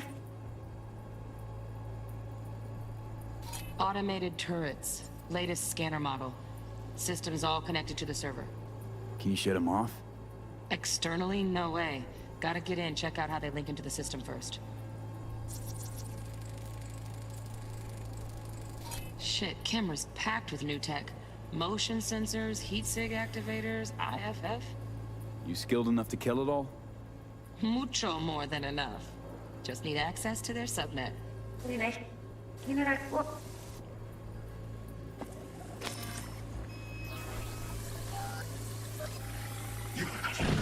you?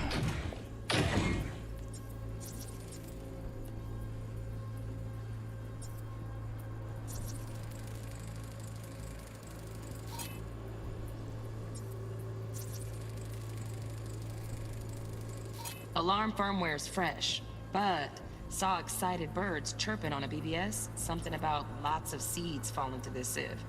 Let me generate keys. I can forge their SIGs. Looks like all their security systems are linked to the hotel subnet. We need the flathead. No other way to shut down these systems. Can't get around them ourselves?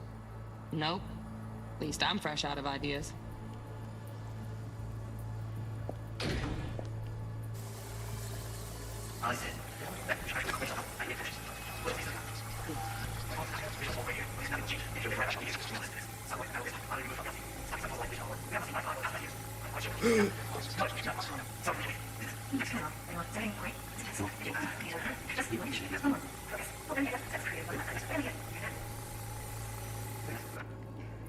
Just a sec. Looking for the perfect thing. Ah, you'll like this.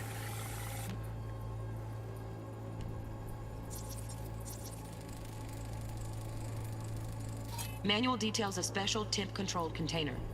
Relic needs to be kept real cool. So, chip's gotta stay in the freezer. Yep, could damage it otherwise. Okay, switch on thermal layer detection in the editor. Should be easier to spot where Yorinobu's keeping the chip.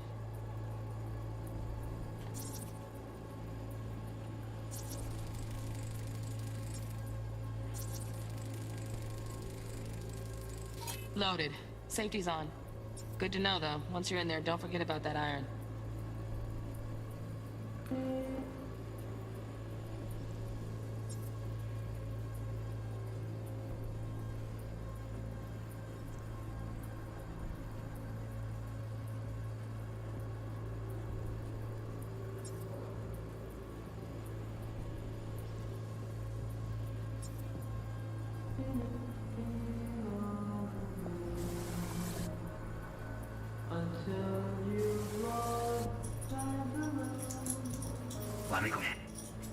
I missed this.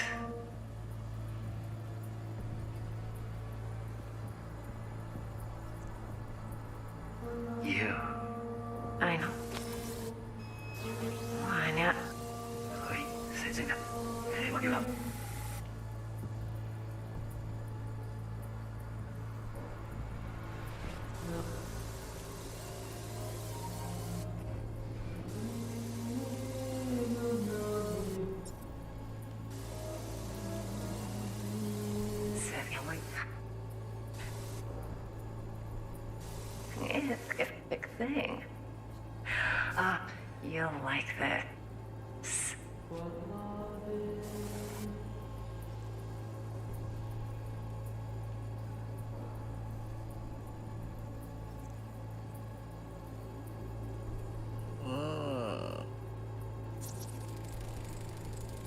Air conditioning, standard model for hotels of this caliber. Temp matches that stipulated in the docs, but no way the chip's hiding there. Too risky. Temp fluctuations, risk of damage.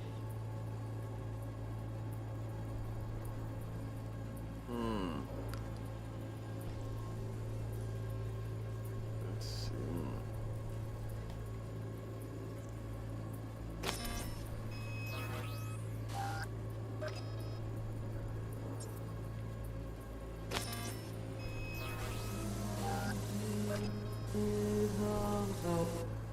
Seth Galloway. Ha.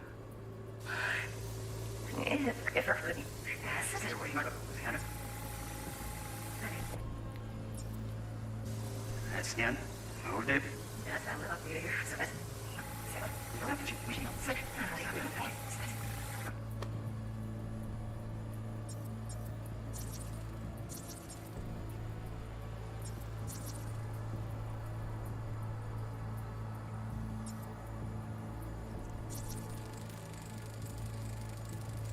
Oh, Donaghy's. Looks like Mr. Arasaka had something to celebrate. Really think you'll find the chip in there? No way. Temp's too low. Could fluctuate. Nice try, though.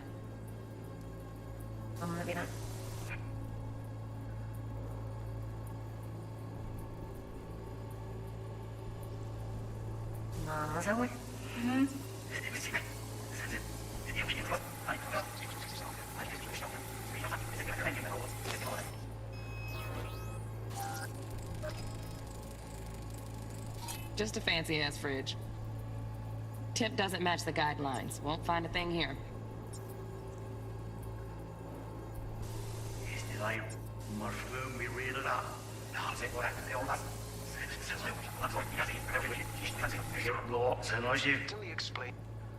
My coffee.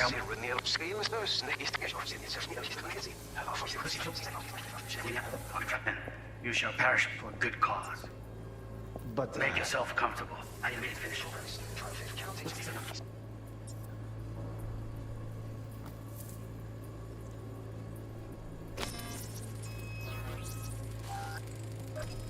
Right. Grab the heat sig. Matches the spec in the docs. Yorinobu's got the case here. Guaranteed. Mm-hmm. We got it. Good work. Looks like we got everything we need. Quit out of the editor. See? I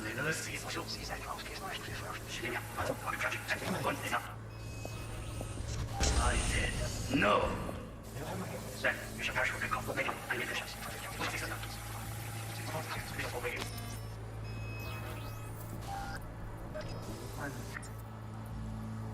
I'm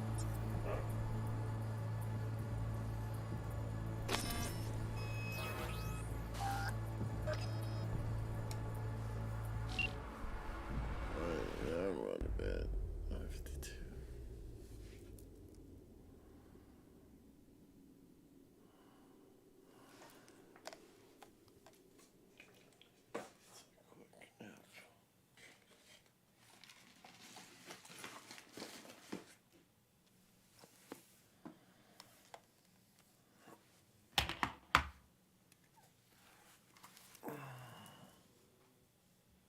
Time, going to bed.